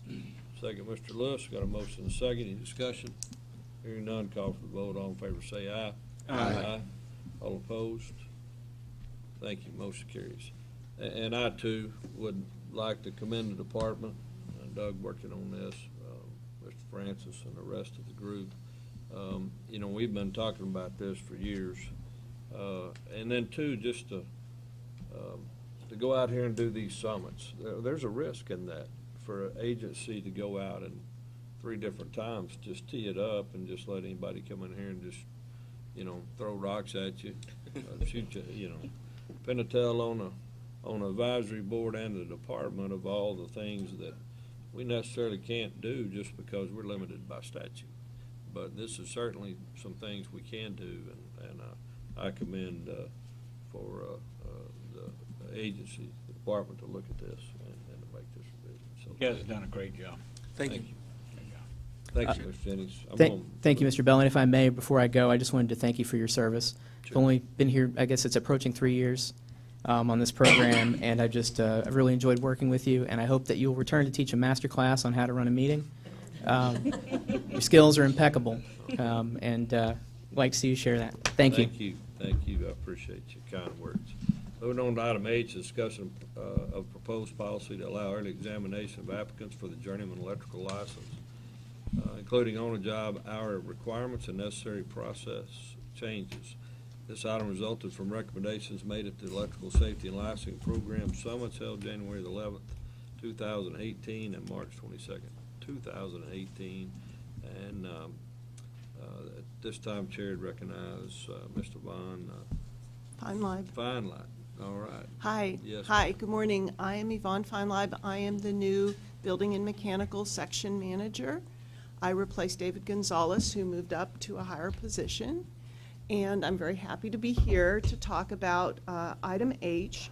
This is another recommendation out of the summits, And we are planning to work on this as a second phase after the rule becomes final, the one that you've just approved for publication. So our idea is that when people start to get credit for more than 2,000 hours, they're going to be testing earlier already. So we want to see how the statistics go with that improvement, to see if people are passing, to see if things are going well, before we implement this second change in the hopes that it will also improve passing scores. And by doing it in 2 phases, we won't get those 2 impacts mixed up. So we're planning to work on this. We've already had 1 internal team meeting to discuss our approach and our IT needs, because this will involve some process changes. We are going to start meeting and working on this to implement it in fiscal year 20. So we're hoping we'll have a few months of the new rule in place to see those exam statistics and then implement this second change. The way it will work as we envision it currently, and this is a work in process, is that we would start with a pilot for 6 months, and we would only allow people who are in AMPS, who had been submitted as apprentices into the AMPS system, to test at 7,000 hours rather than 8. They would not get licensed at 7,000 hours. They would be given the opportunity to test, not the requirement. So we'll see how many people choose to take us up on that and what the results of that are, because obviously people are going to be paying their application fee a little earlier, paying for their exam a little earlier, and we want to see that they're passing the exam at the same or a better rate and make sure this is a positive impact for the industry. And then we can talk about whether we want to expand this out to other populations of apprentices testing for journeymen. We have identified several IT needs. We have been assigned a project manager. We've talked about how our forms will need to change and how we need to make sure people understand that when they pass the exam, they will not receive a license. They will still need to send additional experience verification on the experience verification form for that additional 1,000 hours before they can receive their license. So we're working on it, but it's not going to happen immediately. We see the rule happening first and then going forward on this. Do you have any questions? And Jerry's on the team and he's here if you have a more technical question.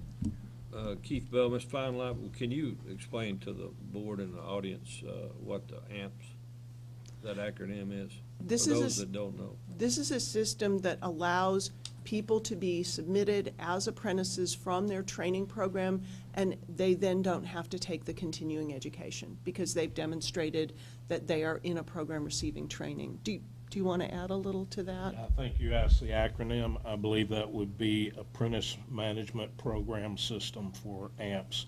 Add a little bit, Mr. Lewis, what you said, a guy working 60 hours a week, that's 3,120 hours a year he's going to get. I think the rule is going to get us to where we need to be, to where that would make a man being able to test for a journeyman license between 2.5 and 3 years. Or And, a woman. Yeah. That's also. So the bottom line is, I think they're both going to help, but we definitely want to take a look at the statistics, see what we're going to do, because putting them in both together could cause more damage than it does good. And if we find that one is actually doing what we've asked to do and get journeymen qualified faster, then we probably did our job at what we need to do, and not sure if we'll need to go further. And then as far as, just another question, Keith Bell, the fiscal year 2020, what's that range of dates? September 1. Okay, of Starts 19? September 1, Of 19. Got it. 2019, yep. Okay. Cool. Any other questions? This is just a discussion item, so there's no vote here. So any other questions that anybody would have? Mr. Chairman, Mark Roach, I think it's an excellent idea. Back when I was in school, which was a long time ago, you would take the SAT or the ACT to get into your desired university if you were pursuing that education path. While you were in high school, you could take the PSAT, which was, I don't think quite as strenuous as the SAT and ACT were, but at least it gave you the opportunity to see what the exam was going to be like so that you could do as well as you possibly could when you graduated. And Mr. Chairman, Brian Francis, we have early examinations in some of our other programs. So we are familiar with this, and we will be able to execute it at that time. But I do like the phase and approach that Yvonne and her team have come up with. We're committed to making it happen, and we're going to get it done. Any other questions? Marcus Thundergreen. Yes. So in the event that this would happen, would there be, I guess the applicant would have to verify, I guess you mentioned 7,000 hours? That's correct. Our proposed approach involves the same application and the same experience verification form, and they would mark on the application, I'm requesting early examination. Okay. And so we would have on file the hours they'd submitted to be approved to test, and then they would be informed they still owe X number of hours in order to actually receive the license once they pass. Okay. Okay. Any other questions? Well, once again, I just want to commend the department for taking the information that you gained from the summit. You know, we can't think anybody's going to come and participate in those in the future if you don't take their recommendations and actually make some changes. You know, part and parcel of this too, a lot of apprenticeship programs had to change their standards with the U.S. Department of Labor Bureau of Apprenticeship Training, because a lot of them said you weren't graduating from a program without passing a journeyman's test. And then, so kind of the way that works is on a school year calendar where you just couldn't get to 8,000 hours because you really didn't complete actually 4 years. It was 3 years and 9 months, at least for a lot of, some programs, but they were indentured and registered. So these standards had to change over this. So this will help us get to that place. And once again, if you can't graduate and be certificated based on the standards, and the standards change, and it goes back to what Mr. Daniel said earlier, we're going to have more journeymen when they're held accountable that you can't finish and be certificated and finish that program and get your BAT certificate if you don't pass this test. And so, once again, I commend you for the vision. It ties right back into the gentleman that we heard speak this morning. Thanks for this. This is a good day here for the electrical industry and for this board and this program. Any other comments? All right. Mark Roach, Mr. Chairman, I just want to say thank you, because this gives us ammunition now to go speak to the industry. TDLR, in my opinion, has bent over backwards recently, in recent years, to enable a greater participation by the part of the industry. I would concur. All right, thank you. Thank you, and I'm sorry I haven't had a chance to work with you more. Well, it's a pleasure to meet you, Ms. Fine Line, and thank you, Jerry, as always. Mr. Look- Chairman, Yes, Carla James, TDLR, would you be open to a short break? sure. That'll be good. Well, let's have a recess. It is 10:38 a.m., and we're going to take a recess. What time would you like us back? 10:48, 10 minutes? Sounds great. All right, that'll work.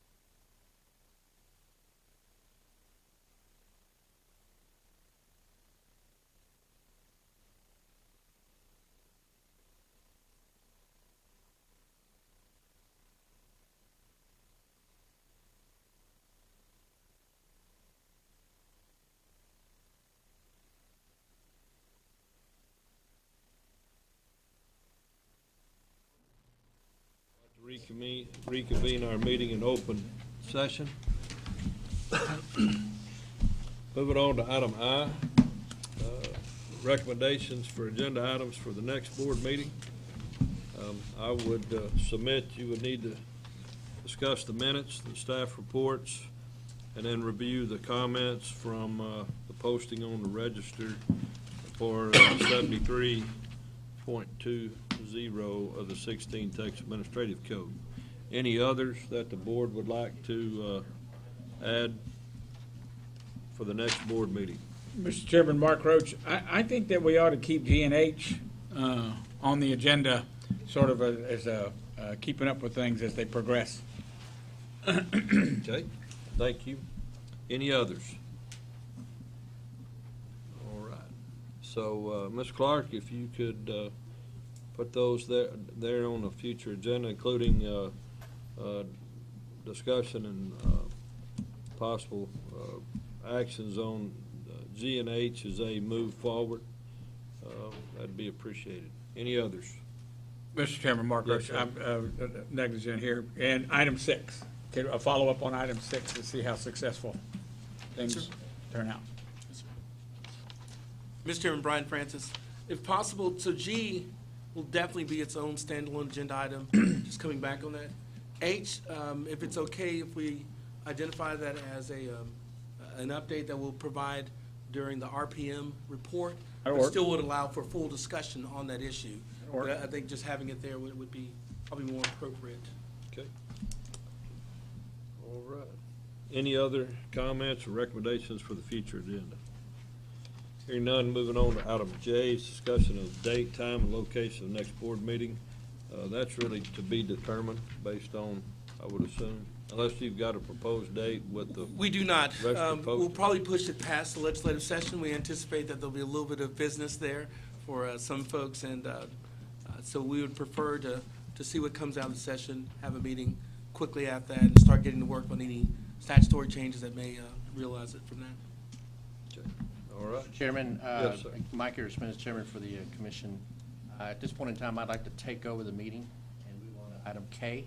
Wow. Wow. He does that to me all the time. He does that to me all the time. So, yeah, I think we're going to go ahead. We've got to kind of get set up a little bit, so if you'll be patient with us, we've got a few folks going to walk to the front at the podium and kind of make some discussions, but I'd like to move on to item K and recognize the esteemed Keith Bell and the fact that he has now been elected to the House of Representatives, which I think is a great honor on our behalf as the agency and also for yourself, I'm sure, as electricians in the state of Texas to be recognized and know that we've got somebody there that's representing us. So I'm going to turn it over to Carla, who's going to kind of start this whole process.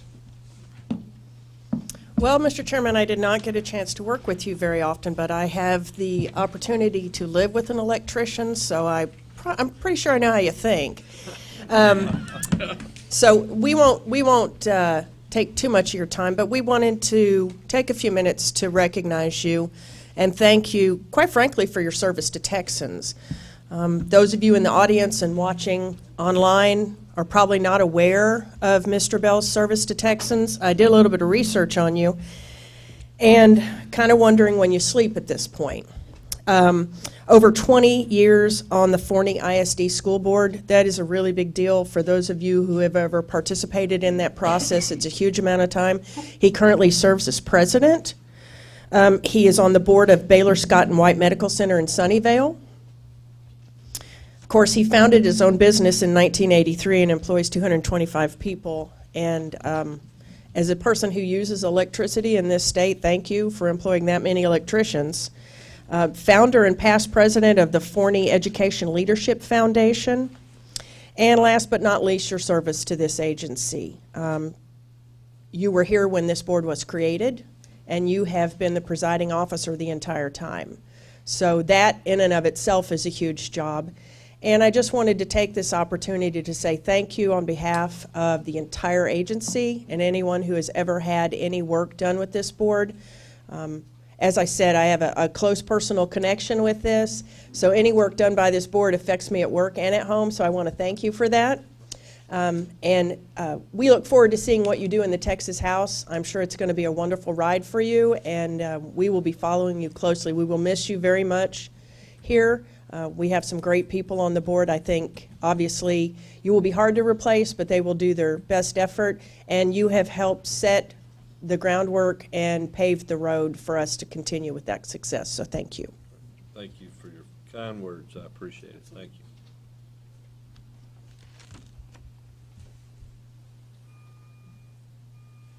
Chairman Bell, How you doing, man? I'm good.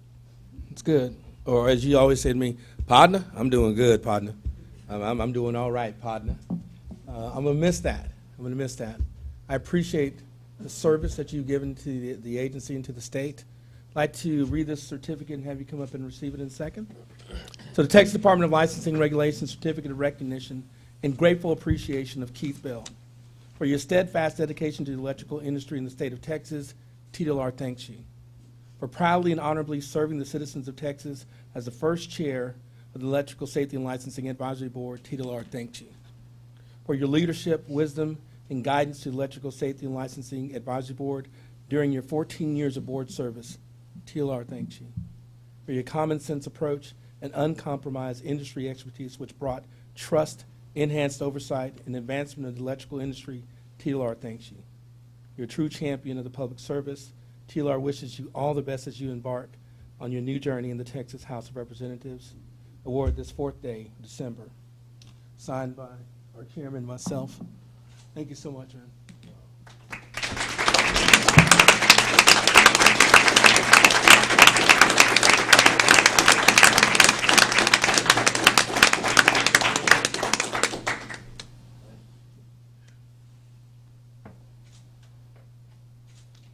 Jordan, we're expecting this to be prominently hung in his office.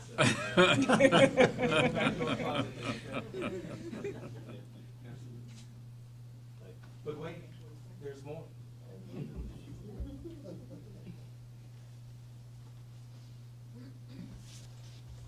Well, I have the privilege to have been able to appoint Keith Bell as a presiding officer. He was already the presiding officer when I came on as chairman. His position was up.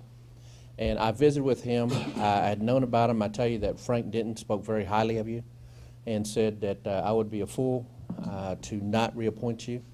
So I had had my fill of being a fool, so I decided not to do anything different. So, but I tell you, one of the things that stood out with me whenever I talked to Keith Bell the very first time was his humbleness. He's a very humble man. He wants to do what's right for the industry, wants to do what's right for everyone else, and he takes second to that, which I think is a great character to take into the House of Representatives. His service, which you'll find out, is that he actually was one of the individuals that we used when we had new members come on to our different boards. I'm sure you're aware we have over 30 boards. Well, what's our last count? 32? 31. 31. And so Keith, along with Linda Connor, who you see on the screen here, would come in and they would do kind of an orientation for the new board members and kind of get them up to speed, let them know what to expect, give them the ins and outs, because I think through his service he's learned a lot more outs than ins. And so he wanted to pass his knowledge on. You know, the problem is that him leaving creates a vacancy that now I have to fill, so he has caused additional work for me, which I will have to deal with. But I also know that he receives 75% of the vote in his district, so I'm okay with that because we want to make sure we keep an eye on in the House of Representatives. So, Keith, it's been a extreme honor to have you with us. Seldom do we have someone that has moved on from one of our commission and also from our board members onto an elected statewide position, and you're one of them. We have a proclamation from the Texas Department of Licensing and Regulation I'd like to read in your honor. This is in honor of Keith Bell in recognition of your unwavering service to the citizens of Texas and the electrical industry as the presiding officer of the Electrical Safety and Licensing Advisory Board. Whereas Keith Bell was appointed to the Electrical Safety and Licensing Advisory Board as the presiding officer by the Texas Commission on Licensing and Regulation chairman and unanimously approved by the commission in 2003. And whereas Keith Bell was the appointed presiding officer of the Electrical Safety and Licensing Advisory Board and was instrumental in the development of rules and policy for the electrical profession at the Texas Department of Licensing and Regulation. And whereas Keith Bell founded Intex Electrical Contractors at the age of 21, building his business to become a regional entity employing more than 225 people. And whereas Keith Bell demonstrated his commitment to his community by serving as president of the Forney Independent School District School Board and as president of the Forney Education Leadership Foundation. And whereas Keith Bell further showed his belief in education by returning to college late in life to obtain a degree from Dallas Baptist University. And whereas Keith Bell has demonstrated his commitment to the electrical industry by his leadership in the Dallas chapter of the Independent Electrical Contractor Association and the State of Texas Independent Electrical Contractor Association. And whereas Keith Bell served the citizens of Texas and the electrical industry for many years, a commitment of great sacrifice personally, professionally, and financially. And whereas Keith Bell was elected by the citizens of District 4 to the Texas House of Representatives and will take office in January 2019, therefore, the Texas Department of Licensing and Regulation resolves that our friend, Keith Bell, be recognized and honored for his personal sacrifice, tactful approach to meetings, significant contributions to the electrical industry, leadership of the Electrical Safety and Advisory Board, and his commitment to the Texas Department of Licensing and Regulation and the citizens of Texas, issued this 4th day of December 2018. Keith, thank you very much for what you've done for us. Thank you very much for what we know that you're going to do. It is an extreme honor for us to be able to know that you're here with us on this day, but we look forward to seeing you at the Capitol and working with you there. Well, it's quite the honor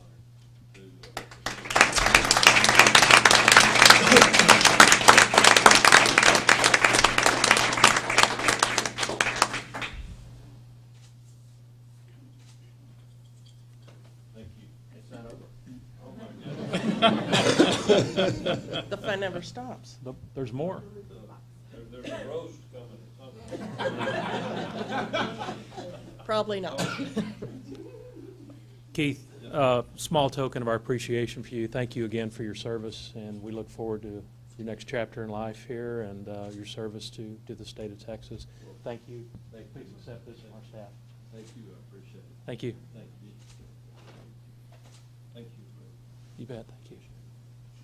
What is it, Chairman? You need to show us. What's in the bag?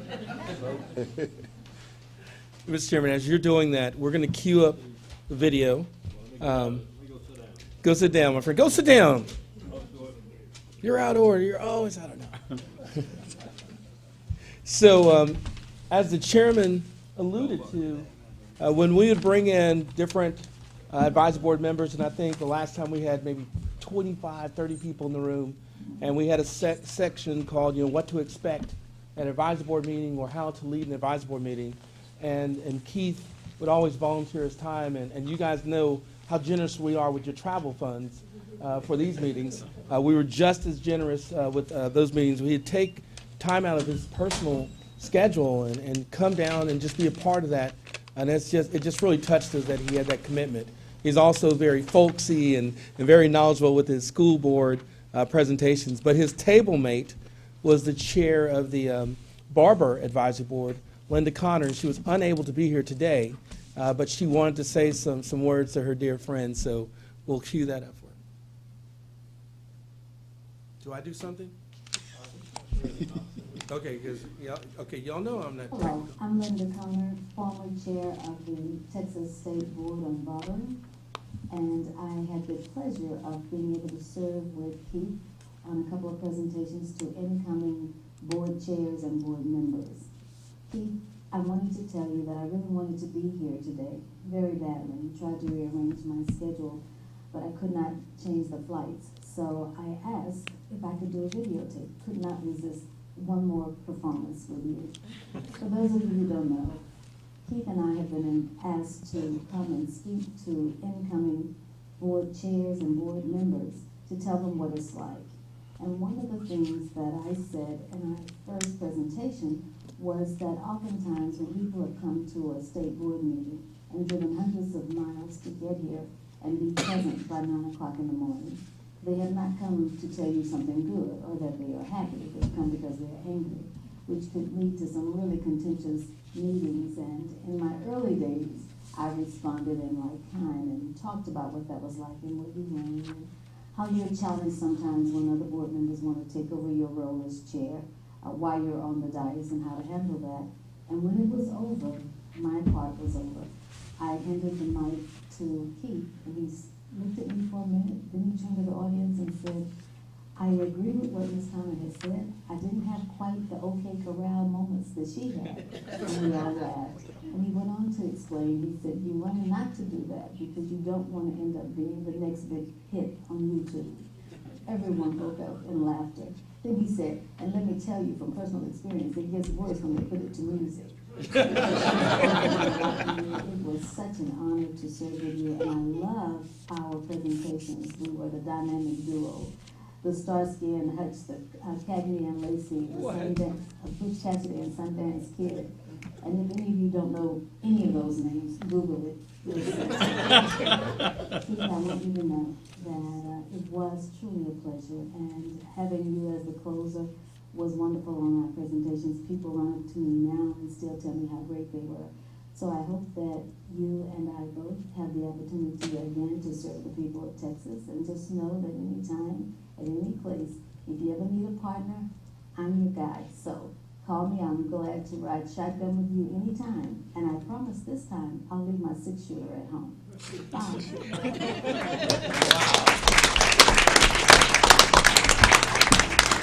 That is usually what we say in the poetry world, a mic drop. It's like you don't bring anyone else up after that, but we are going to bring some folks up after that, Keith. You ain't crying yet, are you? No, I'm getting close. I saw you. I saw you missed it a little bit. I saw you. It's getting rough. Yes, sir. Congratulations, Mr. Bell. You deserve it. We've been through this program since it started. In this industry, as an electrician, I'd always heard we're going to have a state license. Never happened. Never happened at all. So in 2003, when it was going around again, everybody in Houston, not going to happen. Not going to happen. Then it started gaining momentum. You made people afraid. We had certain groups down there that were trying to get everybody to advocate against it. I always thought it was a good thing as an electrical inspector from Houston that we had a state license. And then I seen you take that bull by the horn, and it happened. So I had the opportunity to either stay in Houston and move up, or get in on the ground floor opportunity of what I thought was here at TDLR. Wasn't ready to be the chief in the office, so I started as an investigator. I was very happy with that. For whatever reason, rocky start, whatever, with the first two predecessors, I was encouraged to take it, took it, and it's been a good ride. We've worked really hard together. So I've got a couple of things for you because they mean a lot at what we did. First of all, if anybody's ever looked, this was the first electrical code in the history of the United States of America. This was 1881. Why did we do that? Probably because we've seen a lot of places burning down, people not knowing what they're doing. Pretty simple, 5 things on the first one. But unfortunately, I bet you 25% of them couldn't meet this code today. So I got that for you. I keep that in my office. It's special because it's where it started. But I wanted to present you with the 2017 code book. And the reason I want to present you with this is because, as you know, when this first started, the adoption process was kind of all over the roadmap on when we adopted. People didn't know when it was going to happen if you didn't keep up with it. But we made it uniform. We made it known that every September 1st of that code year, that's where we're going to be. So every city, every jurisdiction, everybody in this state knows right now, when is the next code adoption? September 1st, 2020. That's been one of the most important things I see we did as an advisory board. It gives everybody the chance to get up to speed, get the training, get what they need. So I do want to present these to you and tell you I have appreciated working with you very closely. Also wanted to tell you I look forward to working with you in the future. And if you would hang in there and do the good work for us as electricians, I sure would appreciate it. Thank you, Mr. Bell. I appreciate it. You know, if there's anything I can do for you, let me know. Yes, sir. Thank you, Terry.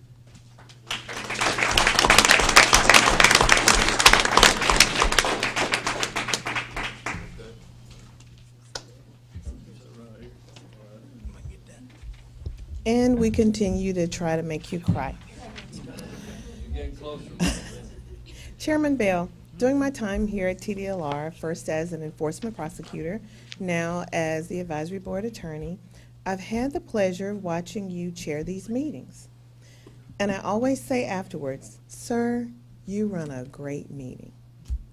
But to do that, we all know that it takes more than just controlling that gavel on the dais. It takes knowledge, experience. You have a wealth of both, wisdom. You've gained that through all of your experience, and most importantly, a heart for service. Your public service resume thus far, as well as your neighbors overwhelmingly electing you to represent them in the Texas House, speaks volumes about your huge heart for service. From the advisory board and strategic initiative staff, we want to say thank you. We're so happy that we've been able to share just this small part of your public service to Texas. Thank you. We wish you all the best. We hope to see you again and work with you if at all possible. And we want you to know that at this table on this dais, you will be missed. Thank you. Thank you.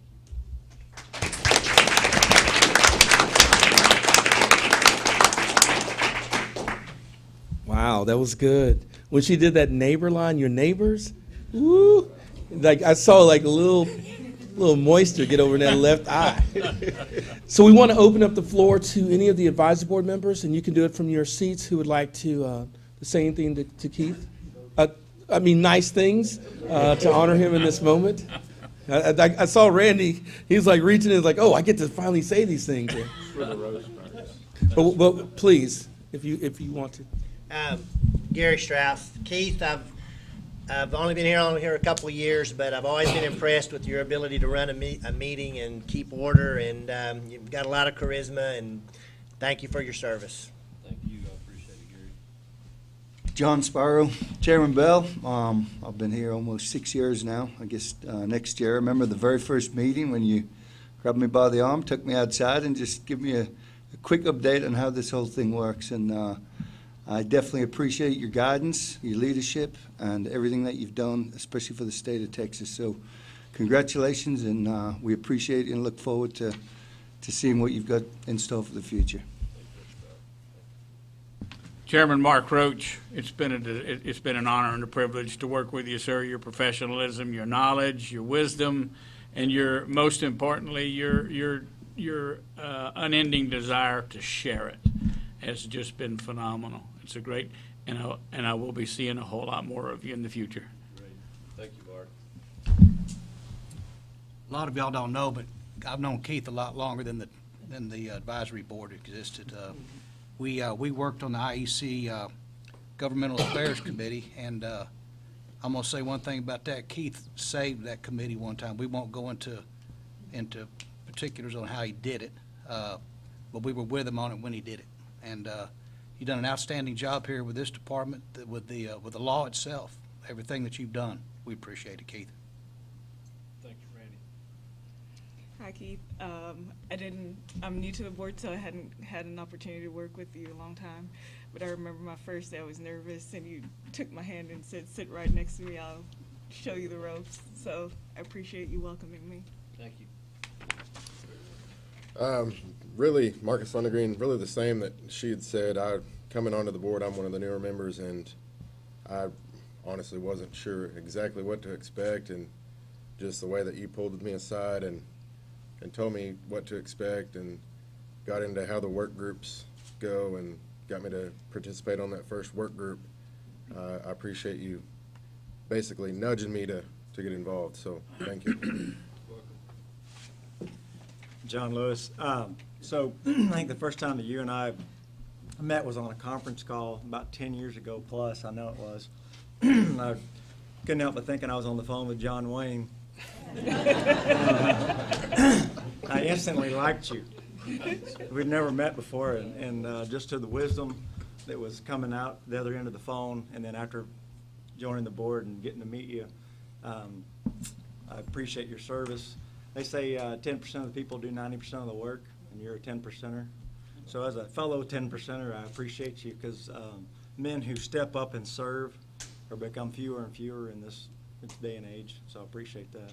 Thank you for your kind words. Outstanding, outstanding. So I want to bring up, I think sometimes it gets lost in the shuffle. TDLR, we have a very functional team approach, but the advisory boards receive incredible support from our staff. Not just the folks that come to the table, but when you look over at Anna and the team over there, they really carry a lot of the weight. And so the next person I'll bring up was providing advisory board support to this particular board and Keith since 2007 and up until July of this year. So I've got a feeling that she knows him pretty well and how he runs a meeting in business. So I want to bring Tamla Fletcher up just to say a few words. Good morning, Mr. Bell. Thank you so much for your service, for the example that you have given as a leader of the advisory board team. I worked with you since 2007, as Brian said, and when I started, I was very new to this position, and the training, you helped me a lot with that.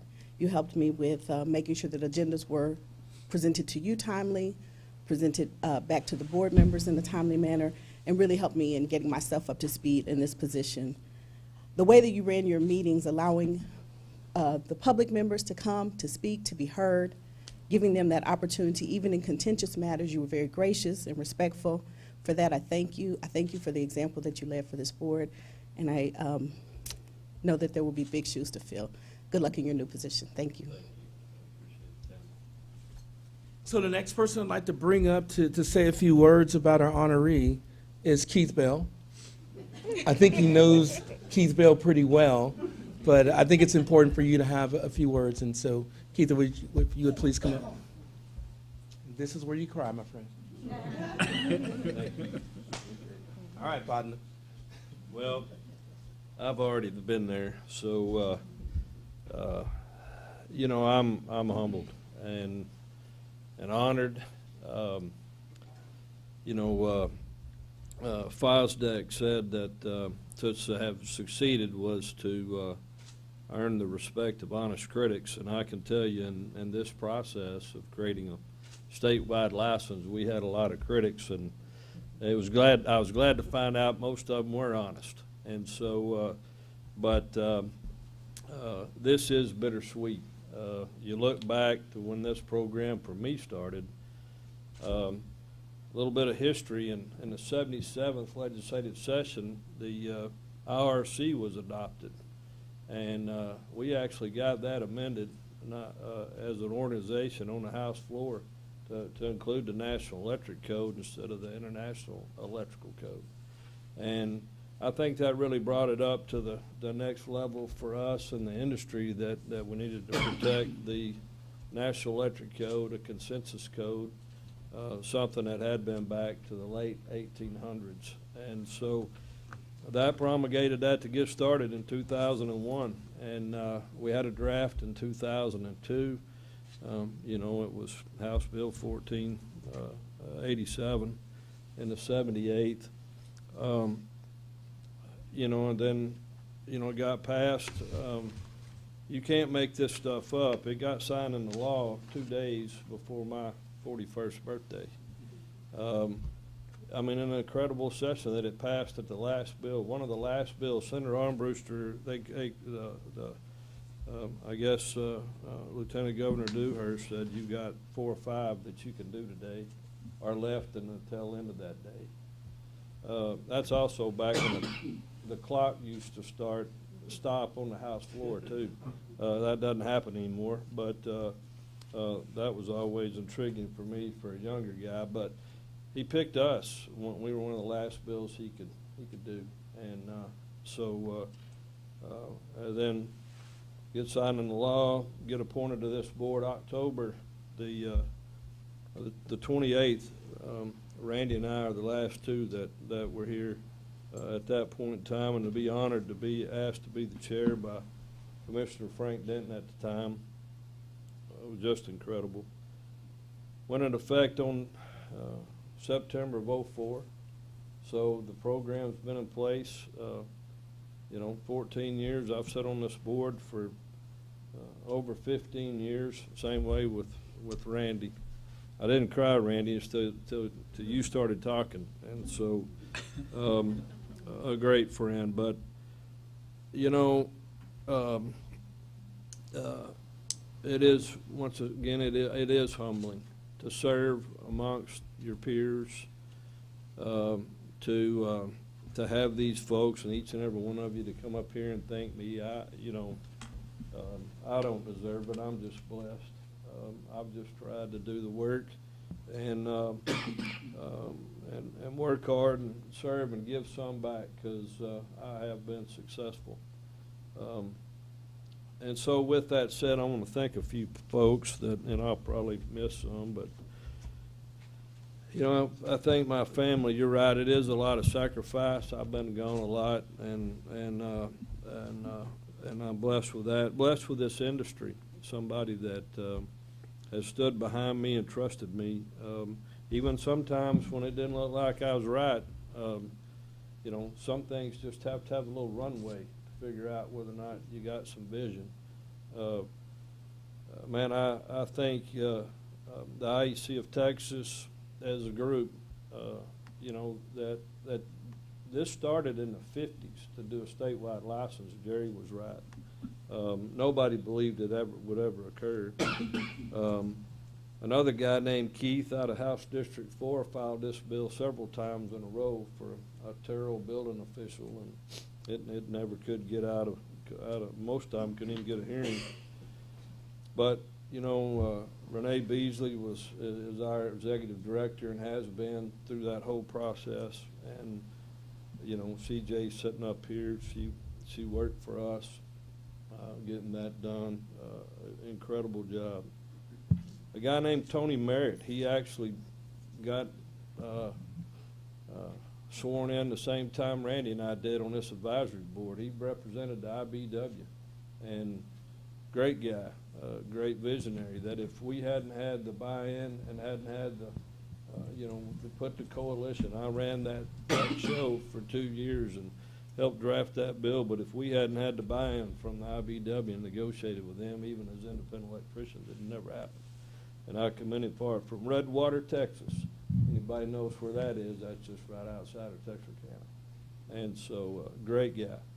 A guy named Jerry Hudgens out of Midland, an independent that wasn't a member of either one, IBW or IEC, but somebody that really cared about the industry, wanted to move the ball forward, and like me, probably had 40 or 50 licenses from all different municipalities, and all we did was either write a check or take tests, you know, to get a license. And so our vision with the Texas Electrical Safety and Licensing Act was just to bring the electrical industry into the 21st century, to have portability.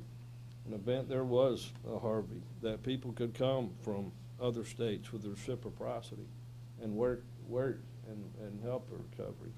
But even for a contractor, that I could just go to Rockwall from Forney and be able to get a license, because you couldn't do that at that time without taking their exam. And so, you know, Representative Joe Driver, who teed this up in the House for us, Senator Ken Armbruster in the Senate from Victoria. You know, I'll never forget Senator Armbruster, when I told him I served on the school board, he told me that was a purgatory of politics. It is, and it was. And so he was right. He was a fellow school board guy. But even Betty Brown, who was my House District 4 rep, she dropped this into Ledge Council. And that has to happen first. You got to have a draft before you can find you know, sponsors. And so I appreciate it. Bill Kuntz and Brian Francis, you know, Bill was a good guy and let me do this.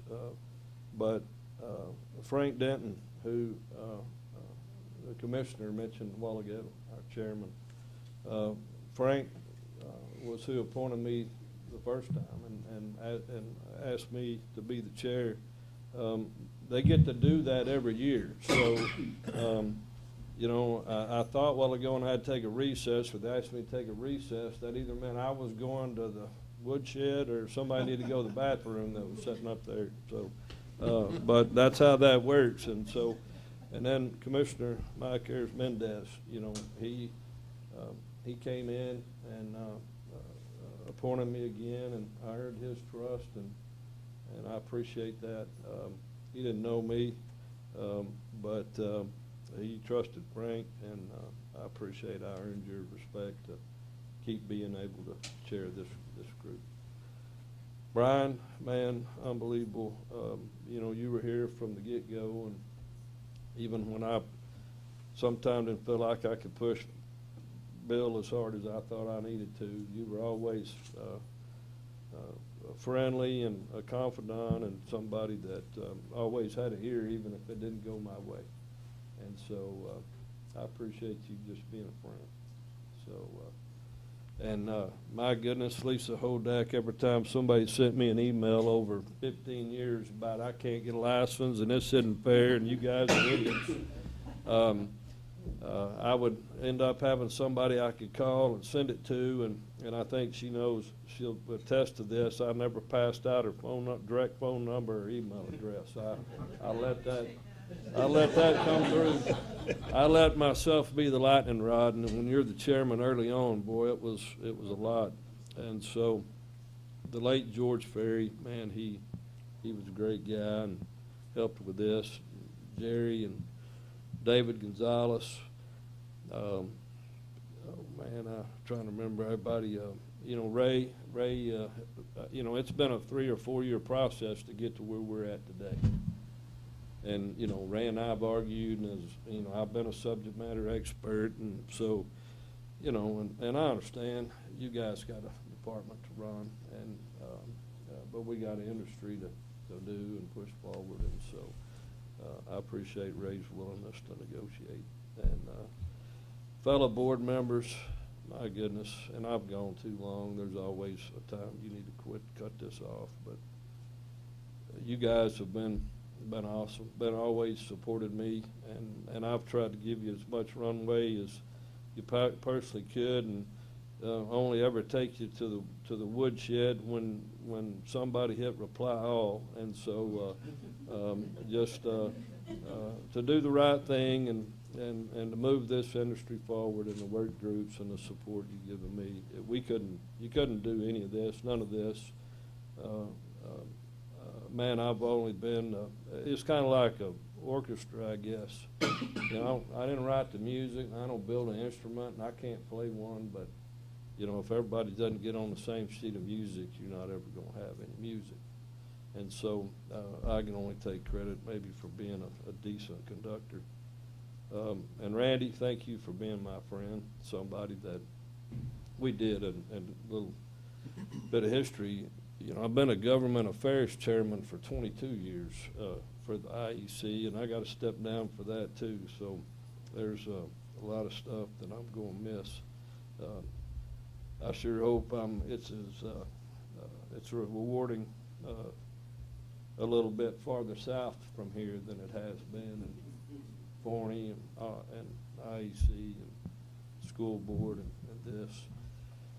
I want to close with something Solomon said in Ecclesiastes 3:1, to everything there is a season and a time and every purpose and a purpose for everything under heaven.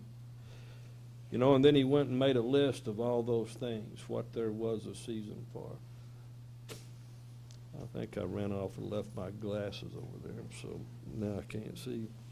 If you'll excuse me right quick, I need to, you know, I didn't need these when I started. all these rules we have to read is what's wrong with my eyesight. But in 22 he said, wherefore I perceive that there's nothing better than a man should rejoice in his own works, for that is his portion. I just want to tell you how much I thank each one of you for giving me the opportunity to do this, to serve each one of you, to serve this industry, serve this association, and to serve the great state of Texas. And man, I can only hope that I can somehow touch or make a difference is I believe we've made right here in this electrical licensing program. I've looked at one more email, and I'll share this. 4504, Lisa, there were 10,000 people in 1 month that had made application for license. You issued 5,800 in the first month. Today you heard her report, there's 142,000. That's making a difference. To know, Fosdeck also said, to know one person breathed easier because you have lived is to have succeeded. I hope that's where I am today. So thank you all again. I appreciate the opportunity.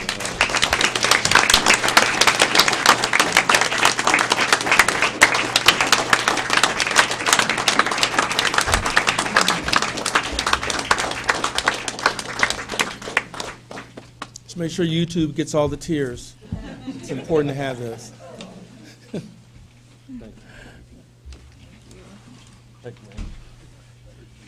Chairman Bell, we'll close out this portion of it with just a few words. I think our chairman's going to have a very difficult decision coming up and choosing, a replacement and a presiding officer. Without question, that's a big deal. I think the toughest decision and challenge is going to be the person that tries to fill their shoes. As someone who came behind the legend Bill Koontz, I would just encourage whoever fills that role, don't try. Just bring yourself and what you have to the table. That's all you can do. Just be the very best you that you can be. Don't try to emulate. Don't try to be someone else that you are not. That is the perfect path to failure. But success is basically elevating who you are in the role and giving your best in that. There's a challenge being there. I know we have some public members that makes it, Ms. Malcolm's role is focused and it's easy. She's up there, she's representing the public. When you come from the license standpoint, your whole thing is, I'm an electrician, I'm sitting in this chair. But I think you realize very early, you're sitting in that chair for Texas. And that's a big responsibility to put aside your personal, professional desires and recognize that when you're writing a rule, that's going to impact a consumer. And you have to have that regulatory perspective. Keith, you led with that. You provide that guidance. You had conversations up there that don't want to get you in trouble with your industry, but we're not in the best interest of your industry. They're in the best interest of Texas. And that's a big challenge. And we know that, when the chairman appoints you guys to these boards, it's tough. It's tough because your folks, you got to go back home and hang out with your people at the company and go to the conferences. Why did you vote that way? You vote that way because you voted for Texas. You're an electrician up there, but you are representing Texas. And Keith, you did a great job of setting that standard and that tone. There are a lot of agencies that are single licensing agencies that have members of their board dominating the board. And they dominate in such a way that they create barriers, impediments, and they wash down competition.